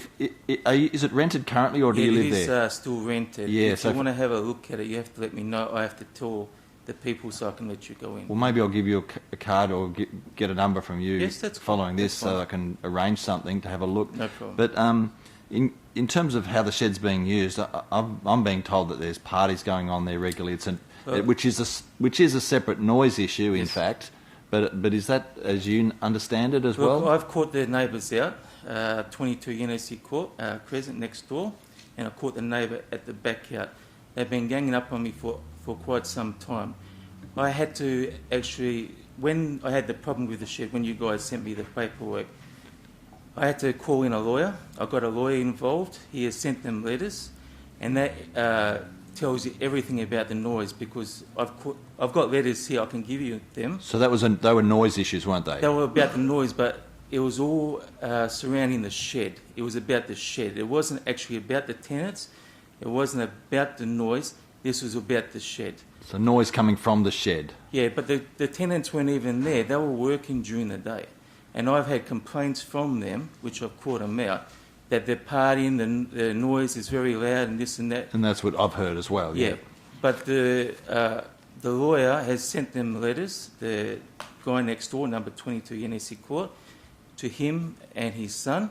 A letter has been sent to 3A King Road, and everything is detailed in there about this. We should not even be here, but I've had problems from him from day one, so yeah. But if it's all right with you, I'll get your phone number and arrange something just so we can have a look, because I've been invited to the neighbour's place, so and maybe if you could meet on site, that would be good too. But that's fine. We can arrange that, but I don't want to talk with the guy next door because this feud's been going for over 15 years, and he's actually got the guy at the back, 3A King Street. They've joined together with me. That's why I got lawyers involved to deal with that. So, Well, I'll just give you the card here now Yes. anyway. Councillor Scanlon, you got a question? Thank you, Mr. Mayor. do you want those letters? I'd just like to ask, sorry, you may have said in your presentation, but, did you build the shed 18 years ago or someone else? You purchased the property and the shed was existing when you said Exactly. pass and Yes, parcel. yes. Okay, thank you. Question, Councillor Lucas. Thanks for your presentation tonight. Number 3A Selwyn, when was that constructed, Selwyn. roughly? Where's that 3A Selwyn? Or the one behind you, there's been a new building put in the backyard. Oh, the 3A King Street. Oh, King, sorry. Look, I'm not sure. You would have the details, but I think that was 1 year ago or a year and a little bit ago, because that was all. He had one house and it was a big backyard. I was mowing the lawn that time. He was on his shed. He was talking to me. He should, build a house, because that's when he was doing his. Well, you've answered the question, because Yep. the point I was trying to make is number 3 behind you has built a second dwelling That's correct, on yes. their block, full well knowing that you've had that shed there for the last 15 That is years. correct, yes. And they've built about 12 months ago, and now they're objecting to it. That's correct, yes. Thank you. Any further questions? Okay. Thank you, Mr Rimbus. Councillor Cole, you want to start? Yeah, through you, Mayor. The 3A King Street, the setbacks on that, are they within the ARC codes? Because I assume it would have been approved under delegated authority. Mr Russell?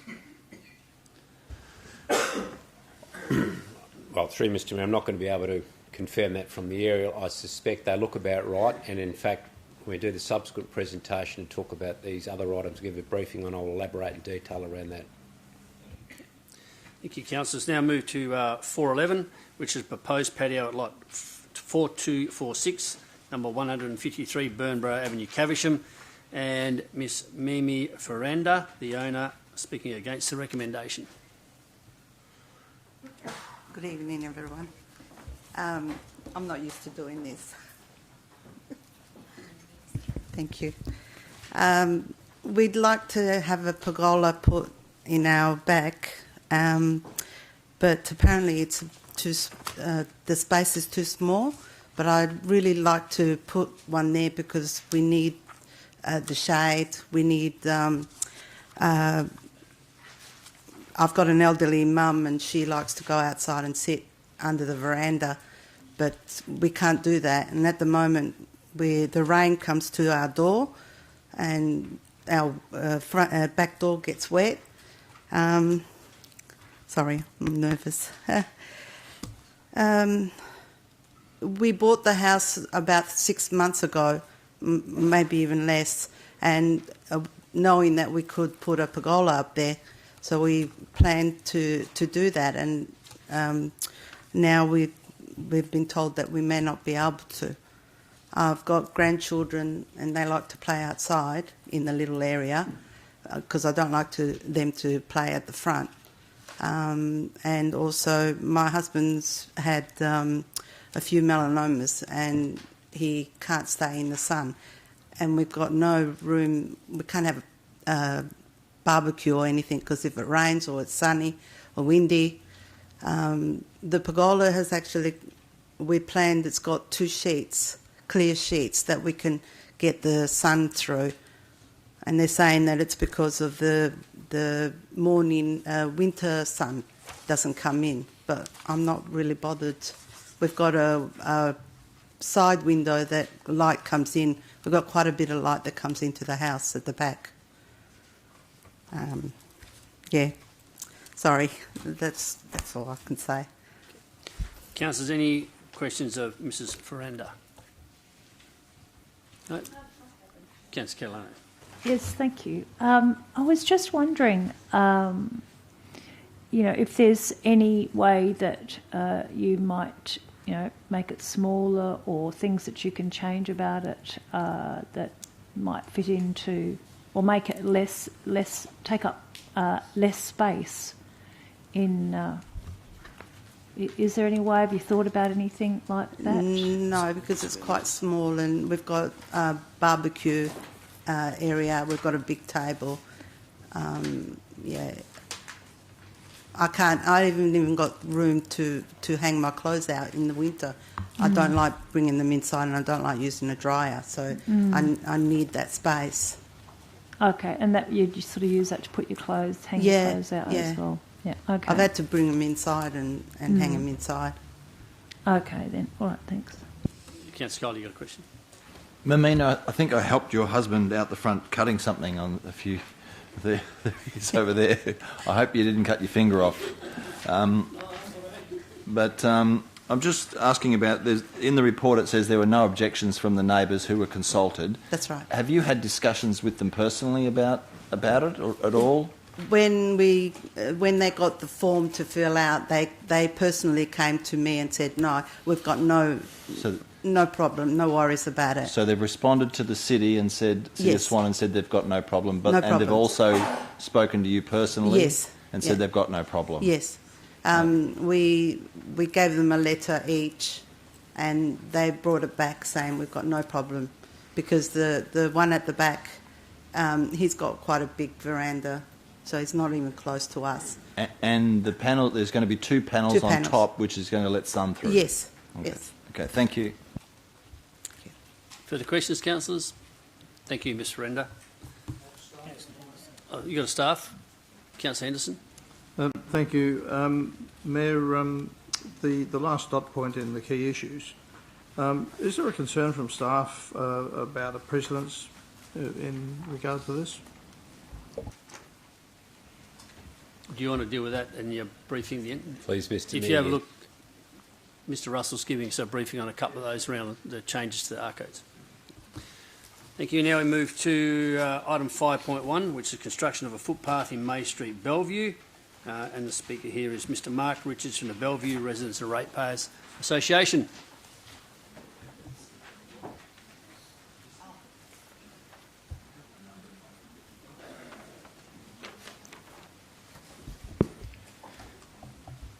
Mr. Mayor, councillors and staff, could you please support to defer this item for the following reasons? The need for footpaths has been on the Bellevue East Land Use Study to-do list for the past 8 years. We don't believe adding an extra 4 weeks to this case will be detrimental. And we'd like to also request staff to present a more cost-effective crossing over the drain to access the Rail Reserve Heritage Trail and playground from May Street. Thank you. Okay. Any questions, Mr. Richards? On the staff? Okay. Yeah, thank you, Mr. Mayor. Yeah, my question is for Mr. Coton. Is it possible to have a lower cost crossing over the drain? I notice it's a $40,000 crossing. Is there any way of reducing that in cost? Look, there probably would be, and it was quite difficult to come up with the costs. We had previously been looking at you could just have a simple solution of just, a slab of concrete across there with, foundations at each end, but then, brings in the need for handrails and access to and from the bridge, etc. This quote is based on an actual properly constructed footbridge based on previous prices that we've had. One of the things that makes it difficult in this area is because there's a lot of services around, so, and particularly a critical water main and things like that. So we almost have to sort of start doing the design and doing the consultation with the Water Corporation to find out what we can do and what we can't do. So I don't think it would be practical for us to come back to in 4 weeks' time, or, we'd only probably have 2 weeks to do it, with a cheaper alternative. It really is, and certainly, we will aim to do it if council are of the mind to do it, as per Councillor Johnston's alternative resolution. We would sort of try and do it as cheaply as we can, but we really need to be sort of designing it and talking to the Water Corporation to work out what we can and can't do in terms of it's not just the vertical clearance from the pipe, but also the horizontal clearance for the foundations as well. So I probably haven't answered your question, but I hope I've provided a bit of background. Makes sense. So I guess really what you're saying is you need to have the $40,000 budget in order to design it. It could come in less if it turns out to be simpler. Okay, thank you. Thank you. Nothing else? Thank you, Mr. Richards. Yeah, well, I don't think there's any rush to get this over the line at the present time, so thank you. Thank you.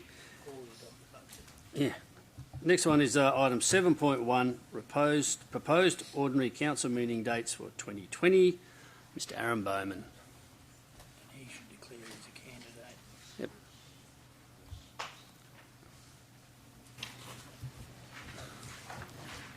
Mr Mayor, in accordance with council policy 4.13, I am a candidate in the upcoming elections. Mr Mayor, councillors and Mr CEO, as most would know, I have extensive knowledge and experience within local government, and one area of particular strength and expertise above all others is that of governance. It is my strong professional opinion that the City of Swan has a lot of improvements to undertake in the area of governance, and that the City of Swan is much need of change, especially if it wants to become more open, accountable and transparent.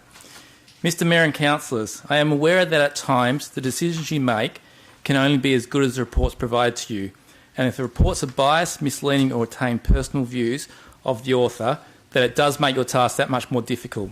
Point of order, Mr Mayor. That's very Mr. Bowman, careful the statement, item Mr. here Mayor. is talking about Yes, the I'm getting- proposed dates next week. I'm so getting to there, Mr Mayor.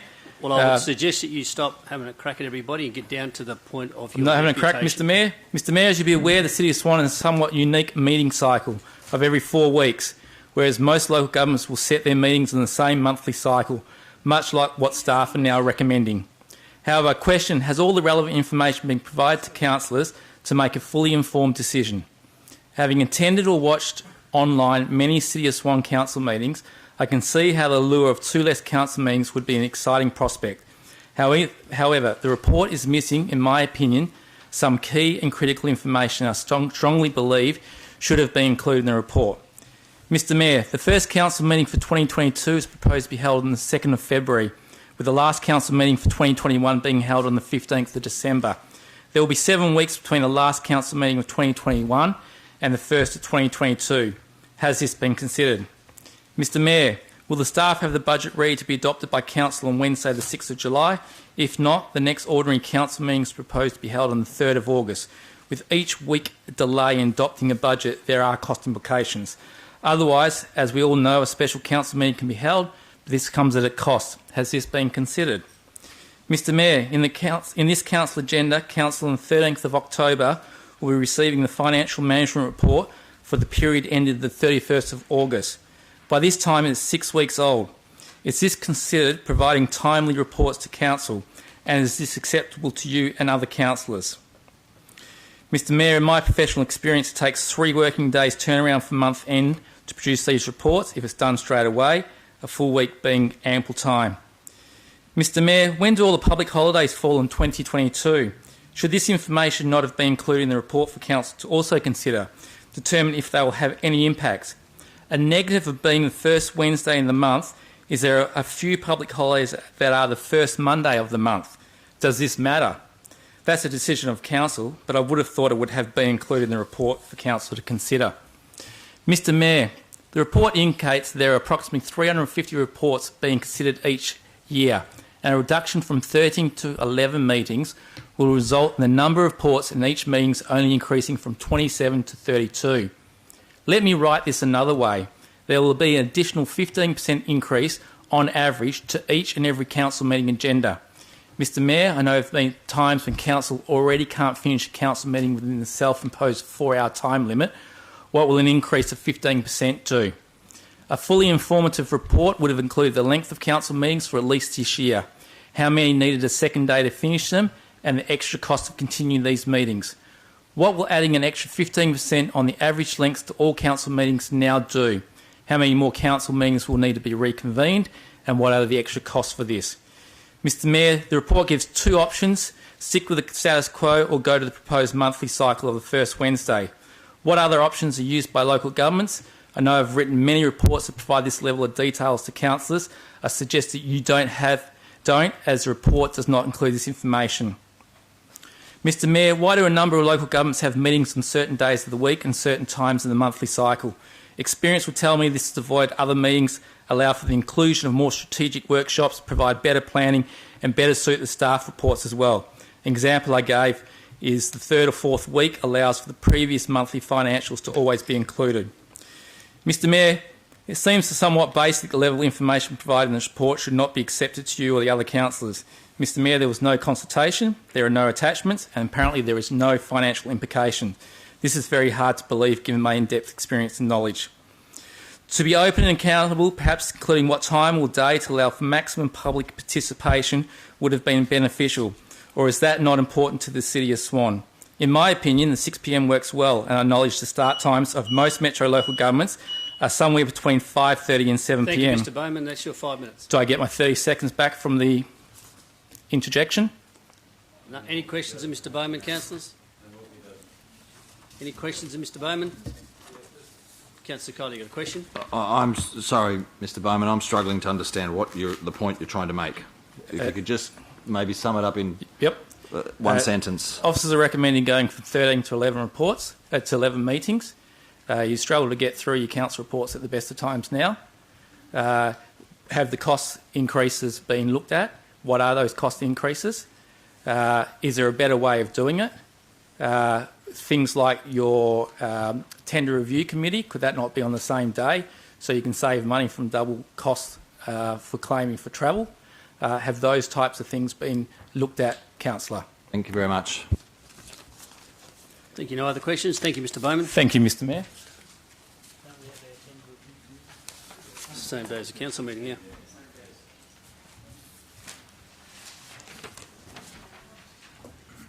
Okay, now we move to Councillor C 1.4, which is the revocation motion of the proposed shop at Lot 3, Strata number 53, The Crescent. And the first speaker here is Mr Terry Giles. Councillors. Thank you, councillors. You would have already had a written deputation from Mr Steve DeMol from the DeMol Group of Companies, so we'll hand over to Mr Giles. Good evening, Mayor and councillors. I'm a director of Midland Crescent Investment Company, and I'd like to thank Megan for her prompt response to our prior 5 o'clock notice regarding the council solicitors, McLeod's.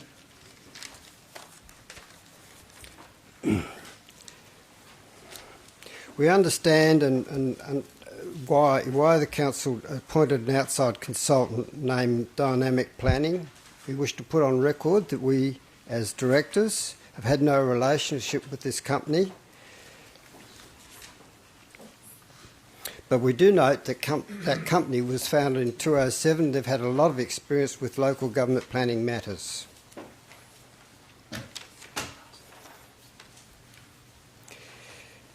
We noticed on the ordinary council meeting on the 22nd of September, 4.5, it is mentioned there that this development is an interim development, and it's mentioned 3 times. It's only an interim development. Because as time goes on, the buildings, when they pass their usual time, something which would fall into place over the whole lot. I'd like to distribute a letter which we received from the council to all the councillors to explain the problems we've had with this site since we amalgamated all the titles.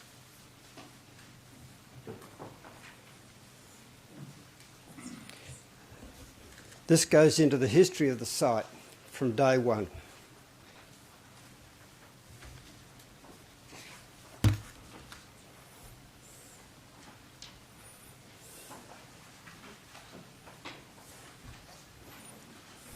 Keep talking, Mr Giles. Well, I was going to refer to that letter which is being distributed.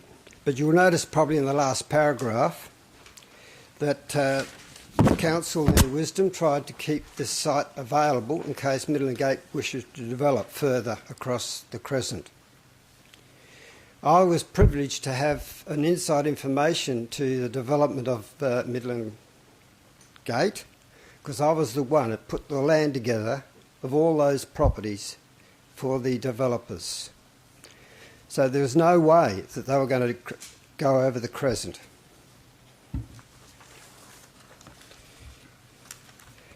I noticed that the sunset clause was passed, but it seems odd to me that the council are finding it difficult to develop the rest of the oval to commercial enterprise, and yet they're trying to say to us now that you should put a multi-storey building up, which is not economical. We've tried that before and it doesn't work. And also, you'll probably find from Carl Alloy, a registered builder, the reasons why this site has got problems doing multi-storey. Do I have any questions? Councillor Johnson. Thank you, Mr. Mayor. Mr. Giles, can you tell us why it's not economic to put up a multi-storey building on this site? I'd sooner leave that to a registered builder. Councillor Coley. Yeah, thank you, and thank you for this very factual information and historical information as well. I'm just interested, you made the point you've tried that before to put multi-level there. Yeah. Can you elaborate a little bit about that? Was there an application put in previously that did have multi-level on that site? You'll find that in the previous council minutes. So the answer is yes? The answer was approved, but we couldn't develop because of certain circumstances within the site and economic times. And Carl Alloy will elaborate on that now. Yes. Yep, thank you. Further questions? No. Thank you, Mr. Giles. Next speaker is Mr. Carl Alloy.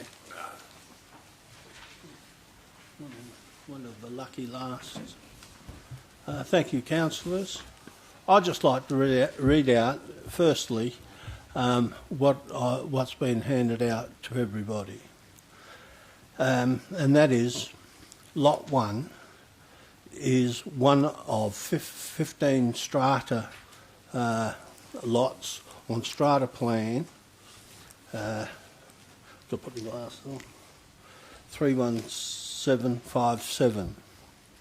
Now, the whole of this strata plan is underpinned by one freehold lot, being Lot 3, with an area of approximately 7,000 square metres. Lots 2 to 15 are all within a building of approximately 20 years of age, 26 years of age.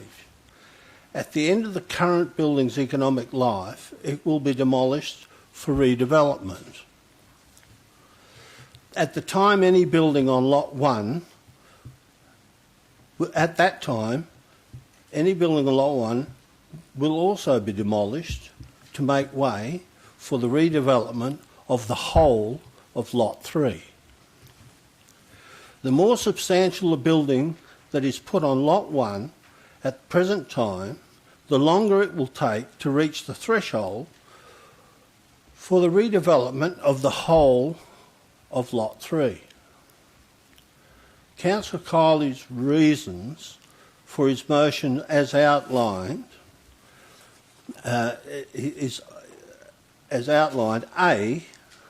applies to activity centres, not strictly to individual developments. D also applies to the whole of the activity centre, not directed to every small development. H will be achieved when the whole of Lot 3 is redeveloped in the future. The proposed development of Lot 1 has been assessed by an independent qualified planner that states that the development complies with the state planning objectives. So there is no reason for this council to go against officer recommendation to approve this single-storey development, because it is a development on a strata lot. It's part of 15 other strata lots, and it's just like building a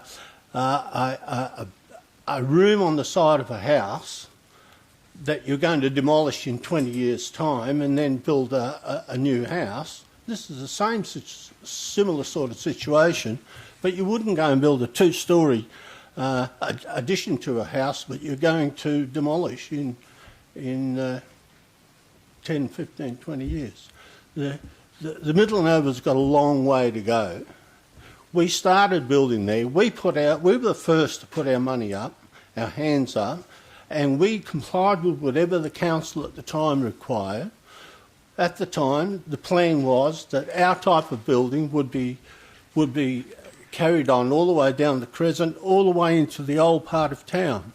Well, they've changed their mind in the meantime, but we've had to wear what we were required to do at the time. This definitely meets state planning objectives. Housing in these activity centres does not have to be part of every development, just needs to be in proximity to the whole of the area. I've had this in other developments in other shires, which I'm dealing with at the moment with one in Stirling. You don't. The state planning objectives are achieved in many ways. This development does not have to have any residential in it. There's no requirement for it. And the planners that put it together were completely right in their support of the application. Can't see why. There's an ulterior motion here, there's an ulterior motive here for wanting to knock this out. And someone should stand up and be man enough to say. Any questions? Thank you, please? Mr. Ello. Any questions, councillors? Councillor Coley. Thanks, Mr. Ello. I'm just interested in the reasons why the application previously for a multi-storey or a two-storey building, or two or three, I'm not sure, forget which one, why that ground is not suitable for building multi-level on. It's suitable, just that the multi-level at the moment is not viable. It's just financially not viable. The site does have some problems, as it's got coffee rock below the surface, and it's expensive to dig out. So until something is viable, no one's going to build anything. You've got a big problem with Oval, I can tell you, in the future. Can you explain a little bit more about that? The big problem with the Oval, you said? Well, I just don't believe it's viable.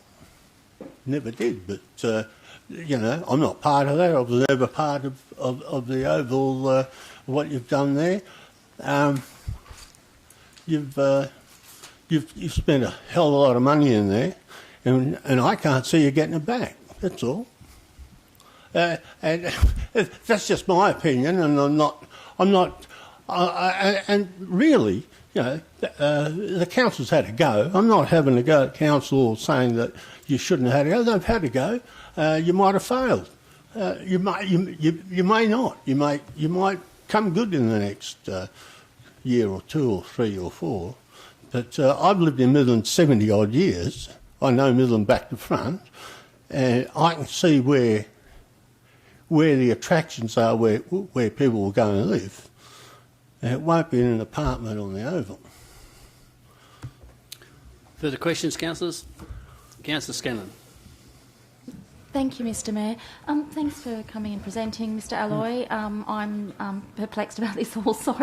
I'm really interested to hear the debate next week about why this revocation motion is here. I want to ask you the objectors. There's been objectors to the development, has there? Yes. Look, everybody knows Mr. de Mol has a small portion of the strata plan that I've just mentioned. But he's only one. He only has 1 out of 15 units, and he can go and spoil as much as he likes. You should not consider anything other than what we've put forward and what we've applied for. Anything to do with Mr. de Mol will get sorted out either in the SAT or in the or in the district court. We've already been to the district court with Mr. de Mol, and he was thoroughly beaten in court. He just doesn't like being beaten. So if that's who you're trying to, you should say, we shouldn't be put in a negative situation because of somebody else complaining. They've got no right to complain. Thank you. And further question regarding these buildings and their future. I don't know if you know, but they've become quite iconic in Midland. this building. Could do. And I'm sad to hear that it's noted here that it will be demolished at some stage. Do you have firm plans to demolish it? At the end of their commercial life, could be. Who knows? I won't be here. Okay, good to hear. I won't be here. Oh, no, not good to hear. You won't be here. My apologies, Mr. Allen. I did not mean how that came out. Can I speak at the same Thank time? you. Go on, sorry. Regarding the development of that Lot 1... Just in the microphone. Regarding the development of Lot 1, what we've found is that you're going to put... If you want multi-storey, we'll have to dig out and put parking underneath. We have access to the existing parking area, which will be blocked off. The tenants won't agree to that, so there's a complication there. There'll be complications in the court because of the leases. There'll be suing going on, and all the extra costs for what? When in a few years' time, you can have a really good development time there, but just give us the space to do something which we wanted to do in the first place back in 2000, wherever it was. Thank you. Councillor Johnson, you got a question of Mr. Alloy? Question for Mr. Alloy. Carl, what you're saying is that this development on Lot 1 is not going to make any future development any less likely than the existing buildings on 2 to 15. It's not going to change the situation. This building, the building on Lot 1 should have been the first building built back in 1993. And we were stopped by the council saying that the land might be needed by Midland Gate to come across the road. So we didn't build on Lot 1, on that particular part of the wasn't Lot 1 at the time, but on that part of the land. And this is just the completion of that development that we started in 1993, completed in 1995. That's all it is. It's the car parks around the car park for this development is in place. It's been there since 1995, when the old house that was there was destroyed. It's only a replacement building of what was there in the first place. So in the event that economic conditions at this location suddenly changed to mean that a 8-storey building suddenly became an attractive proposition to you as a developer, you would consider demolishing all 15 lots and putting up the 8-storey building if those conditions eventuated? If those conditions, I can't see those conditions being there anytime soon. I'm 75 next birthday, and I think my days of building buildings is over. Whoever comes after us will make those decisions in the future. But the buildings that were there, they're not cheap buildings that we built. They are brick. They are built in the old style, commercial, turn of the century, colonial style building. They are not cheap to build. And we took on that side of the building when old John George was the building surveyor here. He had a bee in his bonnet about the old style building with the verandas over the footpath, and we went along with it. We spent the more money. We did, and I do say I think those buildings look pretty good. Yeah. Any further questions? Councillor Scanlon. Questions of staff. Thank you, Mr. Mayor. Mr. Alloy, can I ask you, do you feel like you've done everything right by the City of Swan in your time here and followed due process? Absolutely. Okay. Thank you. Thank you. Our next speaker on this is Mr. Ben Patton. Staff, councillors, Mr. Mayor, on this Midland Crescent investment, I guess I'm the future. There's 2 other parties. My parents are partners with Carl and Neil and Terry. They're in their 80s. They're not here tonight for obvious reasons. They rely on this building for their income. They're self-funded retirees. Right from the beginning, I've been involved with my father with this property development, and they've built this on the principle that it's a good building. The next building that we've put in place here for this DA is on the same lines. It's not a slap-up, prefabbed, one-storey thing that one councillor said last week at the meeting. It's not that. It's brick, it looks rounded, and if the rest of the Crescent and Midland look the same, maybe we'd get more buildings in the oval.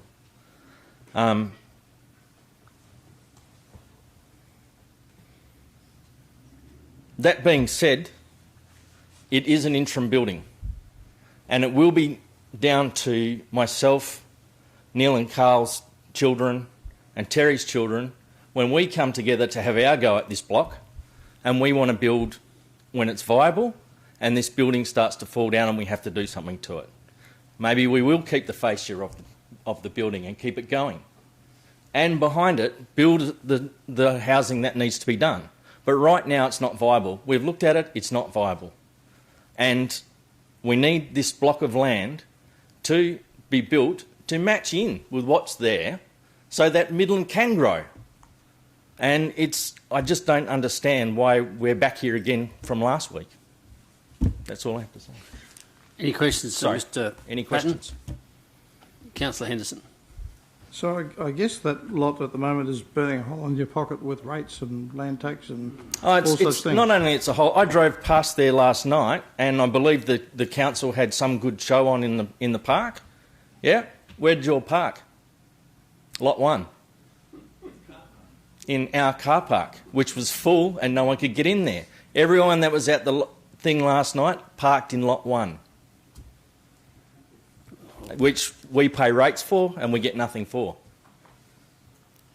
No further questions? Thanks, Mr. Patton.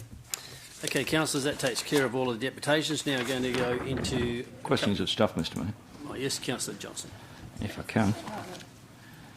I've got a question about a part of the report. So on page 458, I think what we're looking at is we're looking at the relationship between acceptable development standards and the minimum plot ratio.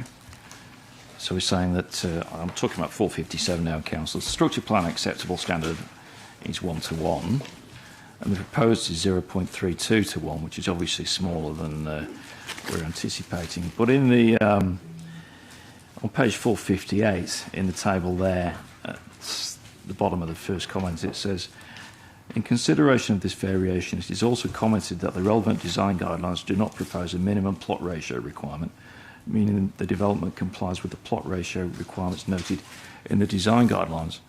So I guess it's a question to staff and I guess to Mr Russell. Does that mean they can build a smaller building than the structure plan is expecting? Mr Russell?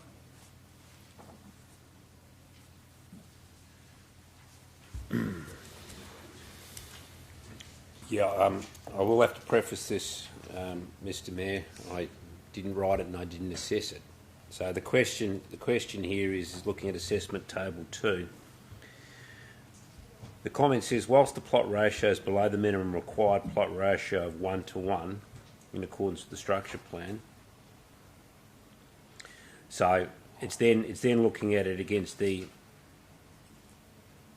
performance criteria, which simply says whether the bulk and scale of development is appropriate with the existing or planned character of the area. So I think really that the author of the report, the dynamic planning, is saying, as they've articulated in the report, yes, it doesn't meet the acceptable development provisions of the guidelines around the minimum plot ratio. However, the authors are saying it actually fits in with the scale and bulk of development in the street, inclusive of its fellow building on the property, and that's effectively the summation of the planner's report to council. Oh, bloody thing. Okay, thank you, councillors. Now, Mr Russell, you're going to present on a couple of those issues, the patios and the proposed shed and so on, in regards to the change of the building code. So.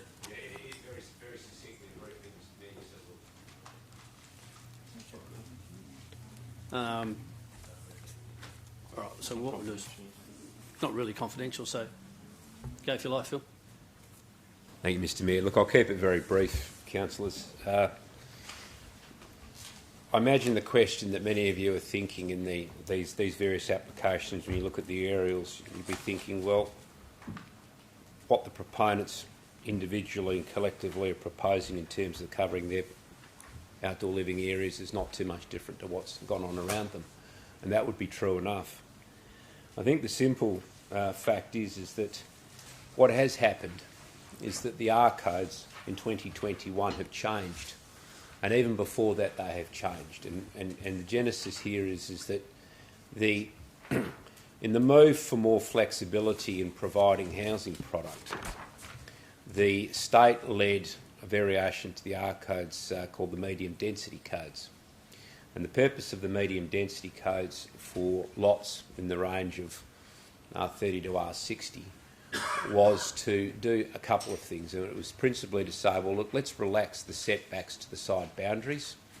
Let's allow, on these smaller lots, buildings to be built boundary to boundary with parapet walls, not limited to certain lengths, but for the full length of the walls. They've reduced the setbacks in instances where you haven't got a parapet wall and you've got a window variously to where it used to be 1.5 to 1.2 metres. So in effect, they've allowed the development on these smaller lots, I suppose, as you must, to press out to the boundaries. One of the important things that the medium density codes did is it says, well, look, we've got to have a balance here. We're going to allow reduced front setbacks and reduced side setbacks and reduced rear setbacks. We need to have a trade-off in terms of providing greater outdoor living areas. So the outdoor living areas went from a certain size and increased the size. And one of the other things it did, instead of saying, well, you can have coverage of to cover two-thirds, to cover two-thirds of the, or have two-thirds uncovered, it actually said we're going to require you to have 70% uncovered. So a larger area of outdoor living area and more of it uncovered as a trade-off for allowing development further to the boundaries and reduce setbacks. One of the other things that the R codes came in to introduce, and look, I know, councillors, you're very aware of it because I've heard these issues debated and discussed many times in this chamber over the last few years, and that is the nature of the very close and compact urban form that we're developing up in our suburbs. And we all know the suburbs we're talking about, and these are the suburbs that these applications are situated within. And one of the criticisms or concerns that are occurring is that there is an absence of trees. There is an absence of tree canopies. And we've all heard the various reports, some alarmist, some quite well-founded, but talking about, and there's been some proven instances of what happens where you have highly dense urban cover, that's roofs, concretes and pavements, and a lack of trees, a lack of shade. And the R codes have recognised that we're promoting these heat island effects, and we've got a hot summer. We'll probably get hotter summers into the future, and there is a very real concern in the industry that if we continue to promulgate these types of suburbs where there is a lack of tree canopy, a lack of tree cover, we're going to have very intense and very hot and very unpleasant suburbs that will be very expensive, requiring all sorts of air conditioning and temperature moderation, etc. So the R code's introduced a very interesting provision, and many of you will probably be across this if you've attended some of the conferences and briefings the state has provided. They've now said, as a way of redressing some of the loss of tree canopy, is to require that new developments have a tree planting area, a deep tree planting area, 2 metres by 2 metres, to provide a 4 square metre area for a tree. And look, that's sitting in conjunction with what, we've discussed it here as a council, as an administration, and other councils have got that, policies that try and protect their urban tree canopy. So when we look at what we've got here, and all these applications have a common issue that's really started to present itself to us in a rather glaring manner. If we're allowing, as we are in these instances where you have had houses built and they have taken advantage of having these closer to the boundaries with their walls, some of these up to 1.2 metres. Some of these have actually got parapet walls, and some other instances here in these applications where you've got development with parapet walls. They've taken advantage of these relaxed provisions to build out in these smaller lots. And in some instances here, some of these have actually been built with further variation. So rather than having the bigger outdoor living areas, they've actually had variations to the outdoor living areas. And now you might say there's the triple whammy. We're proposing now, and for very obvious reasons, we've heard for some of those this evening, I'm highly sympathetic towards those, and it's quite understandable. We've got to ask ourselves, if we allow these houses to build out, roof canopy or roof to roof, and we allow the outdoor living areas to be shrunk so that there's more indoor areas, roof to roof, and then we go further and say, well, instead of maybe limiting your patio coverage to 1/3, you now want to, and I don't even worry about 2/3, you now want to cover the whole lot. Then the question we've got to ask ourselves, and for mine it's pretty hard to conclude otherwise, when the performance criteria is saying provision for solar access, provision for, if that's for winter sun, lighting and ventilation, provision for a tree planting area, if we permit the small remnants of these outdoor living areas to be now fully enclosed, or virtually fully enclosed, so that you have a sea of roofs, then where is the tree planting area? Where is the access to winter sun? What are we producing? You're actually working contrary to the art codes, and we'll be producing an endless environment where probably, and I've made this remark many times to people over the last couple of weeks, but it struck me, a report last year from New South Wales in summer where they said the daytime peak maxima temperatures in the western parts of Sydney where we have this type of development was reaching 50 plus degrees Celsius.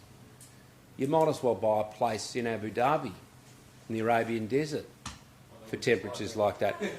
And without being too much hyperbole. And thank you for your thing. I mean, I've got a tree motion in council, but the thing is, are we actually going to start forcing people to plant trees on their private property? Because that's what we're talking about. We're not talking about public planting of trees, which is already contentious. We're talking about somebody owns a small plot. Is this council going to have any jurisdiction over whether someone plants a tree on their small plot or not? And I understand where you're coming from, but that's the real issue here. Just in response to that, Mr Mayor, I completely agree with Councillor Catalano. I would feel myself uncomfortable about the notion that we're going to go around and start tapping on people's doors and then taking them to task for breach of planning conditions, planting trees. I would rather say this.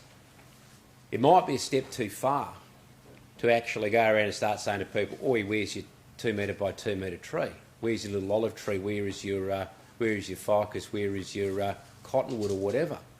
But at least by not taking away the prospect of the potential, not just for maybe these current owners, but maybe the next or future owners, to have the opportunity to buy a house where they may, in a suburb that might have been developed with minimal tree canopy, to plant a tree if they wish to have a cool outdoor area that they can use summer and winter with shade, but without total coverage to deprive them of winter sun or the opportunity to plant something. So it's become a very interesting proposition, and it's only a matter that's come to a head and it's arisen as a consideration where this instrument has really deliberately tightened up to say, hang on, we need to be paying more attention to the open outdoor living areas of these increasingly smaller and more compact dwellings for the benefit of individuals, but for the collective benefit of the whole people that live in these areas. So it's a...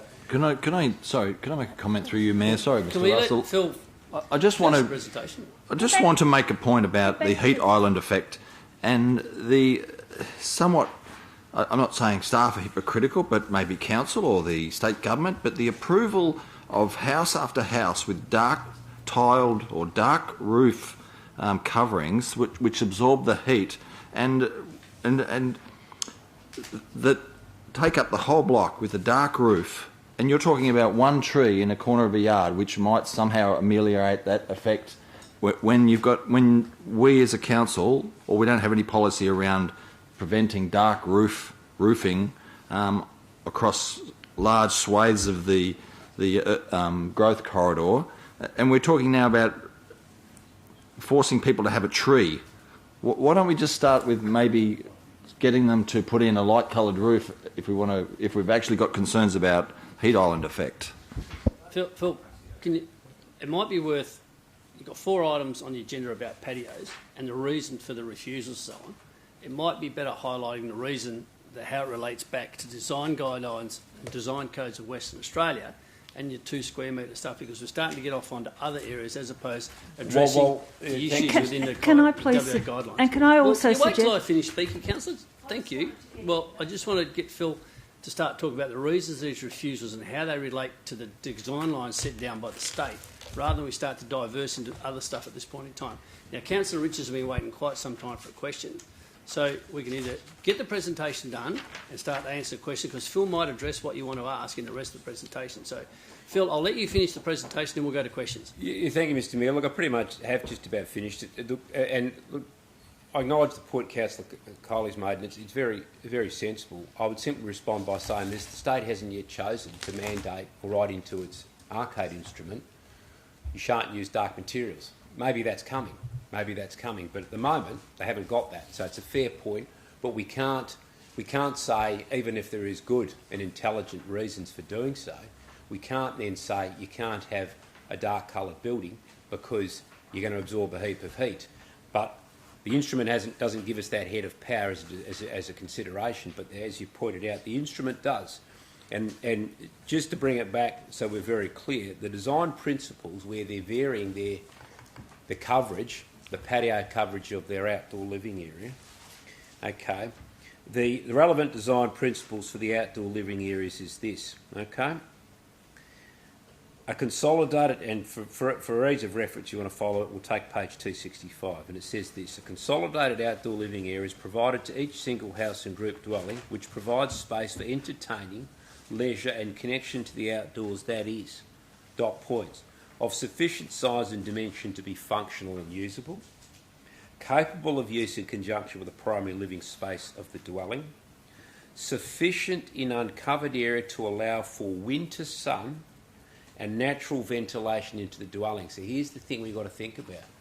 It's not about summer sun and sitting out there in the summer.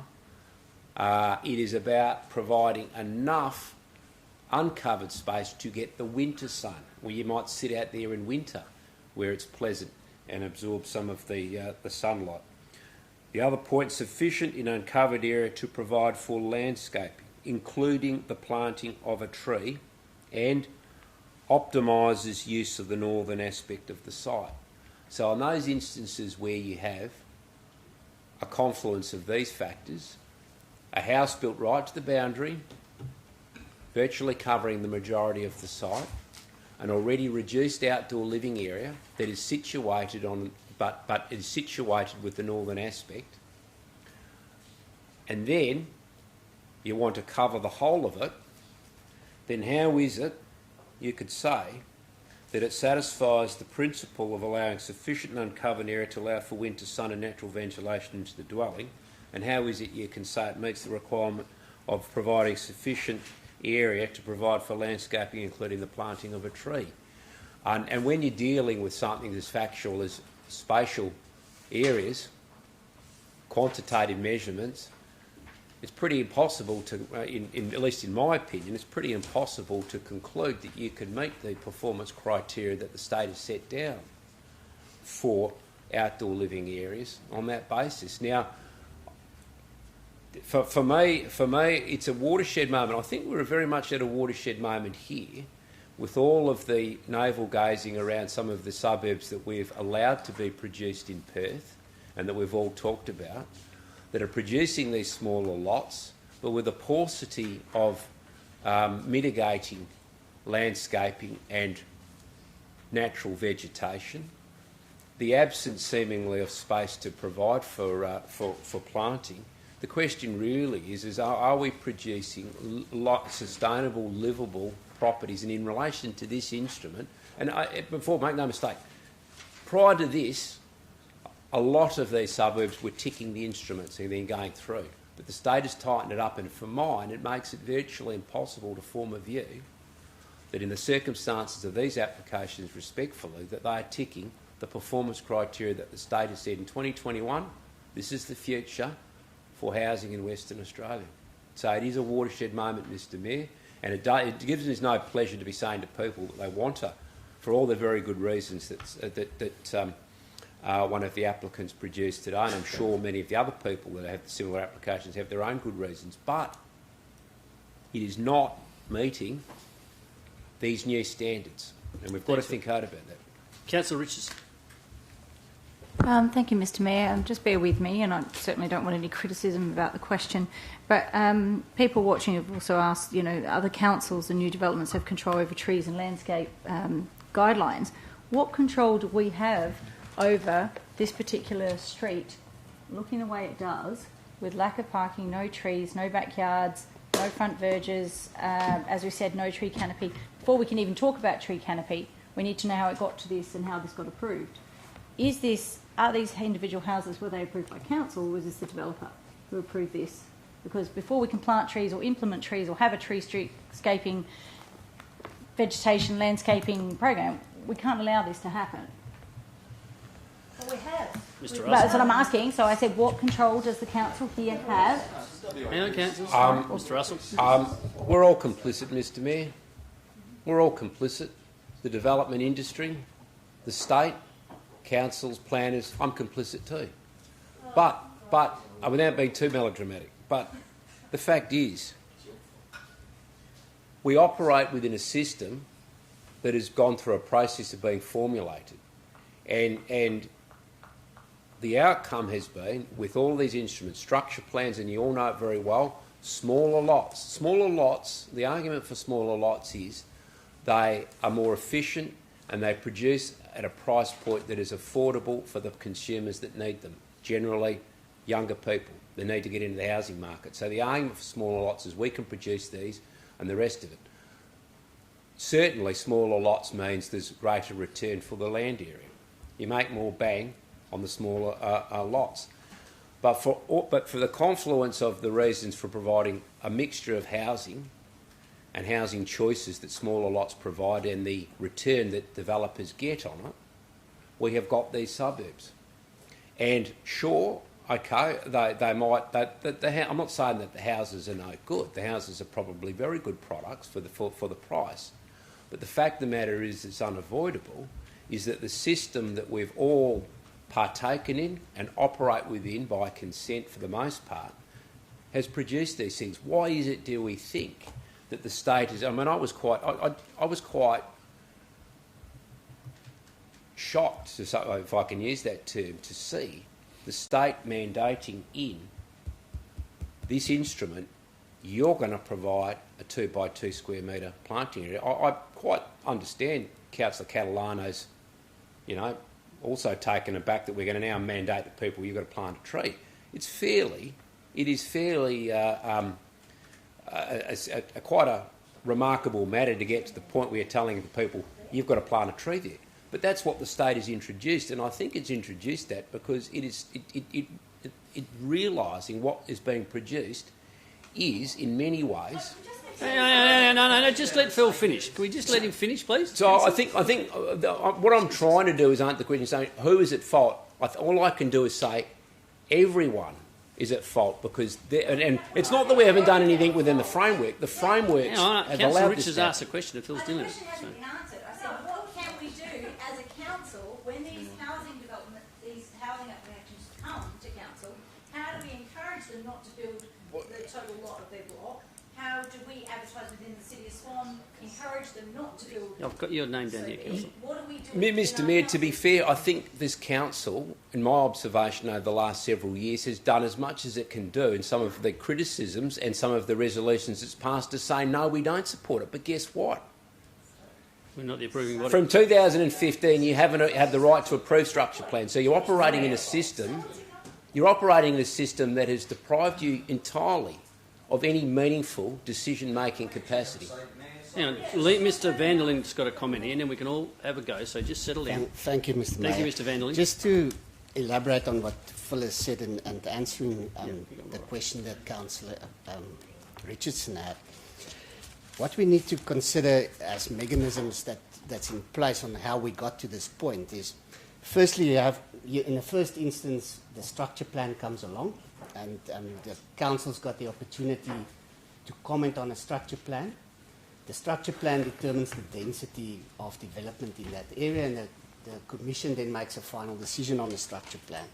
That is then followed by a local development plan which in certain precincts determine more of the critical detail of the area.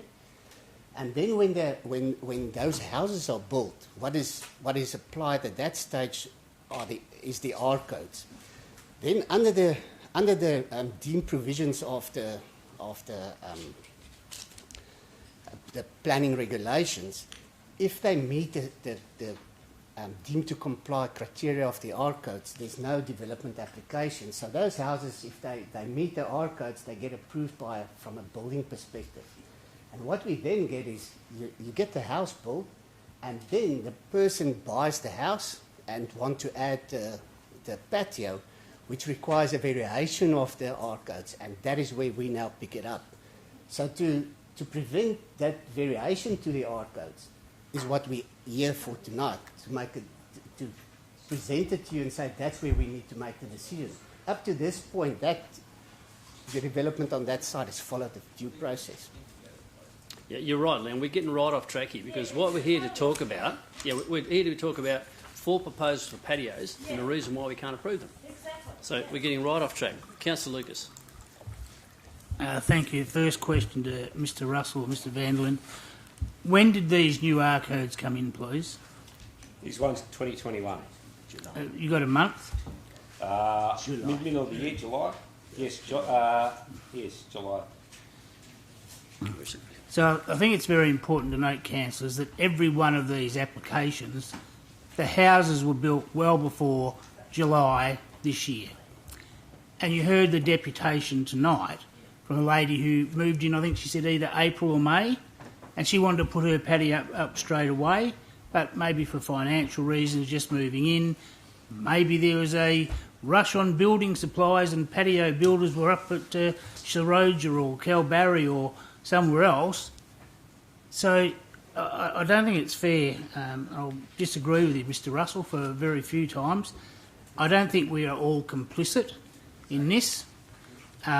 I absolutely blame the absolute failure of the WAPC's livable neighbourhood policy, which I call unlovable neighbourhoods.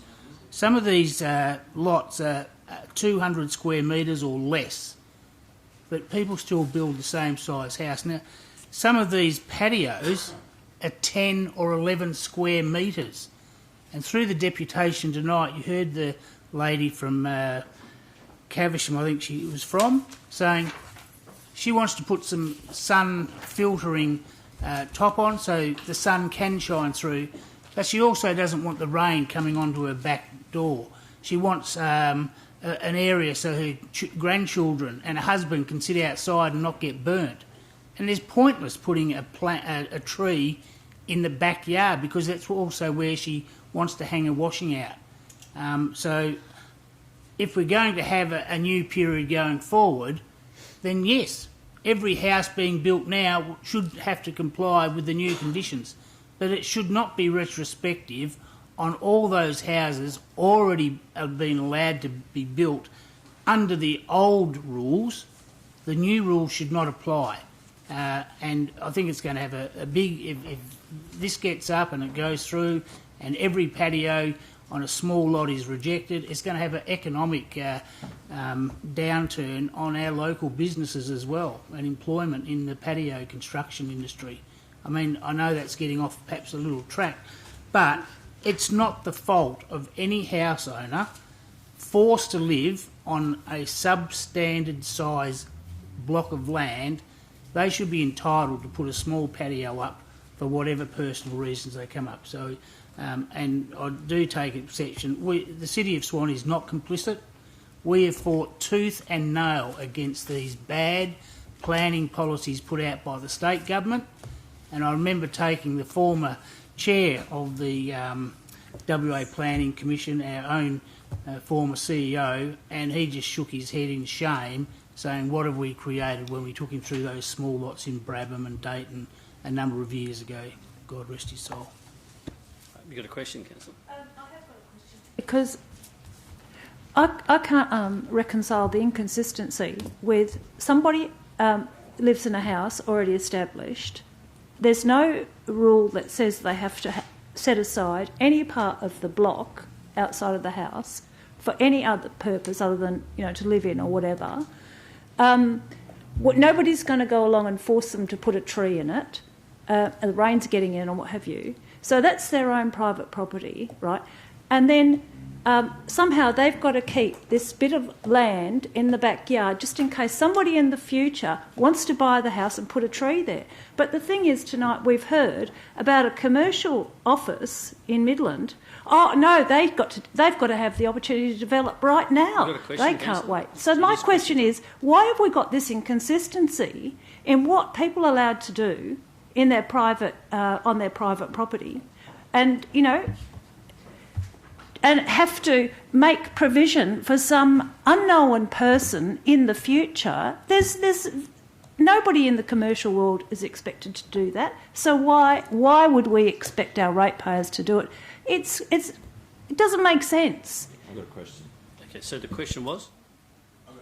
The question is, why are we being inconsistent? And as for trees, you don't need to lecture to me about trees. Okay, thank you. Is there an answer you got there, Phil? I fail to see any inconsistency, Mr. Mayor, between the alloy proposal and these arcade variations. But I might be we're talking about patios. Oh, I was talking about just the fact that they can't wait for. Councillor Coley, your question. Yeah, first of all, Mayor, I'd like to say that I also utterly reject the notion that we are complicit in this failure of providing tree canopies across the new suburbs throughout the City of Swan. But secondly, I want to make a point in respect of the Henley Brook Structure Plan, in which I fought quite hard to try and get some changes or improvements to that. And I will ask staff, the question is, in my amended Henley Brook Structure Plan, this council passed an amendment which included I think it was a 12-metre setback from the road, which along for the length of Park Street, which would be tree lined, and that was passed by this council. Now, can I ask you, Mr. Russell, Mr. van der Linde, whether the WAPC took our recommendation and rejected it and gave everything that the developer wanted in respect of larger lots and larger development sites, or did they accept this council's resolution to plant a row of trees for the length of Park Street? If I could, Mr. Mayor, I can see that my remarks around saying we're all complicit may have touched a raw nerve with some of the councillors. Maybe let me qualify that. When we say we're all complicit, we're all involved in a system. And even the people that purchase, the developers might say, well, we deliver the homes that what people want, so we're all complicit in that. Going back to the point there, it's quite true, as I've said.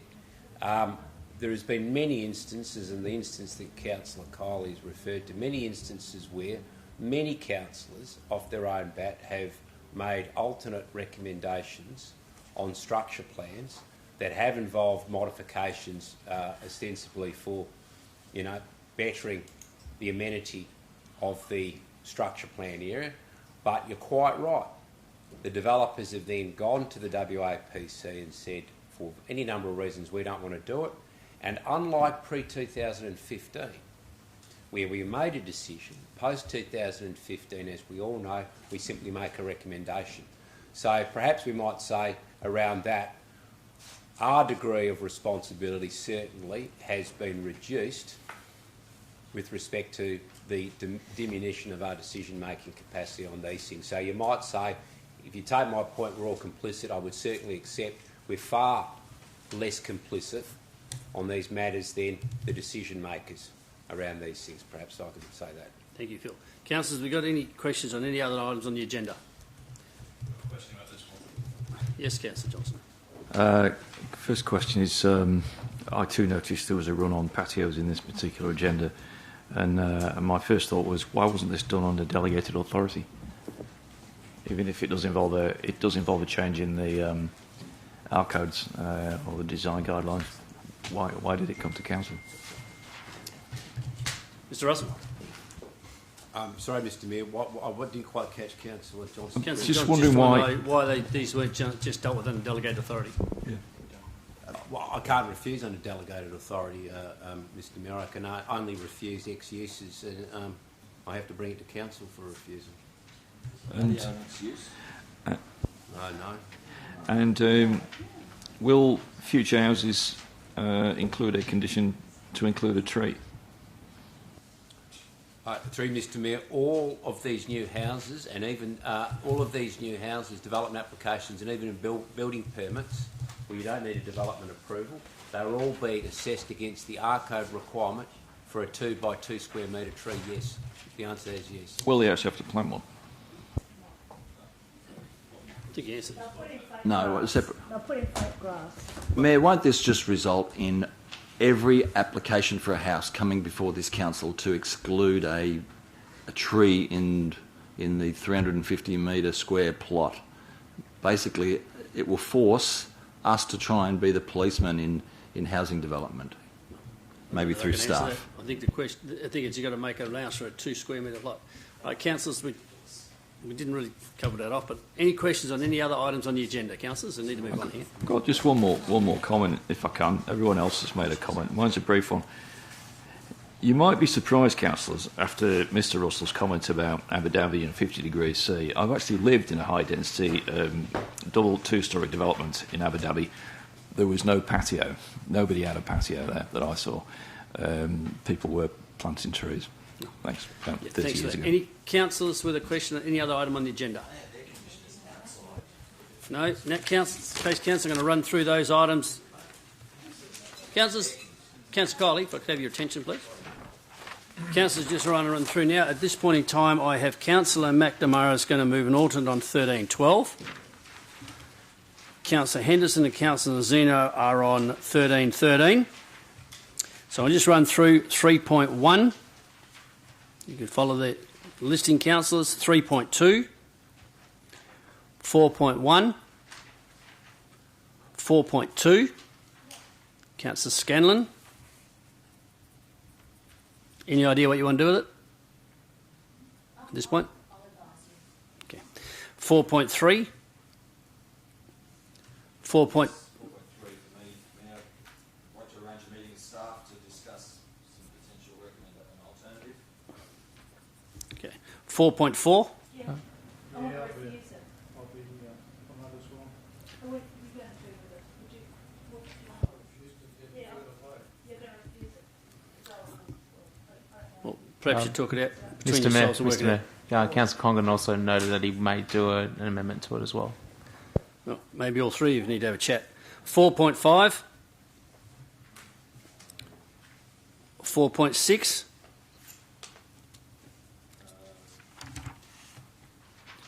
4.7. Do you know what you're doing to this one? Councillor Scanlon.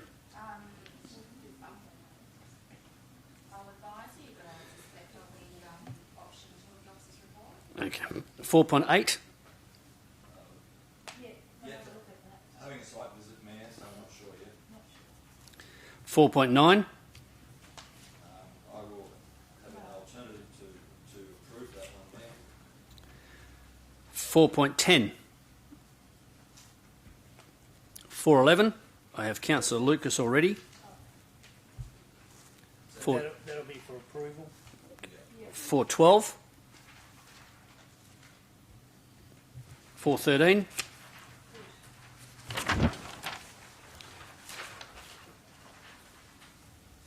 4.14. 4 on 5.1 of Councillor Johnson and Councillor Prodovnik at this point in time. On 5.2, I've got Councillor Prodovnik.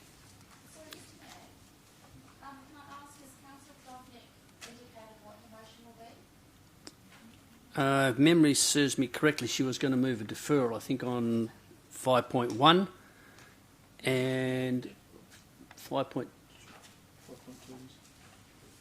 I don't think you have got an indication there, yeah. 5.4, 5.5, 6.1, 6.2,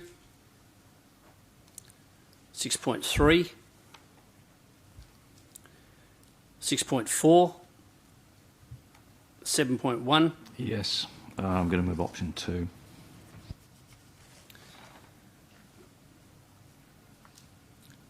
And then we're into all part C, so that's okay. And then the confidential items, councillors, C 3.1, 3.2 and 3.3. Okay, on that note, councillors, we'll call the meeting quits and drive home safely.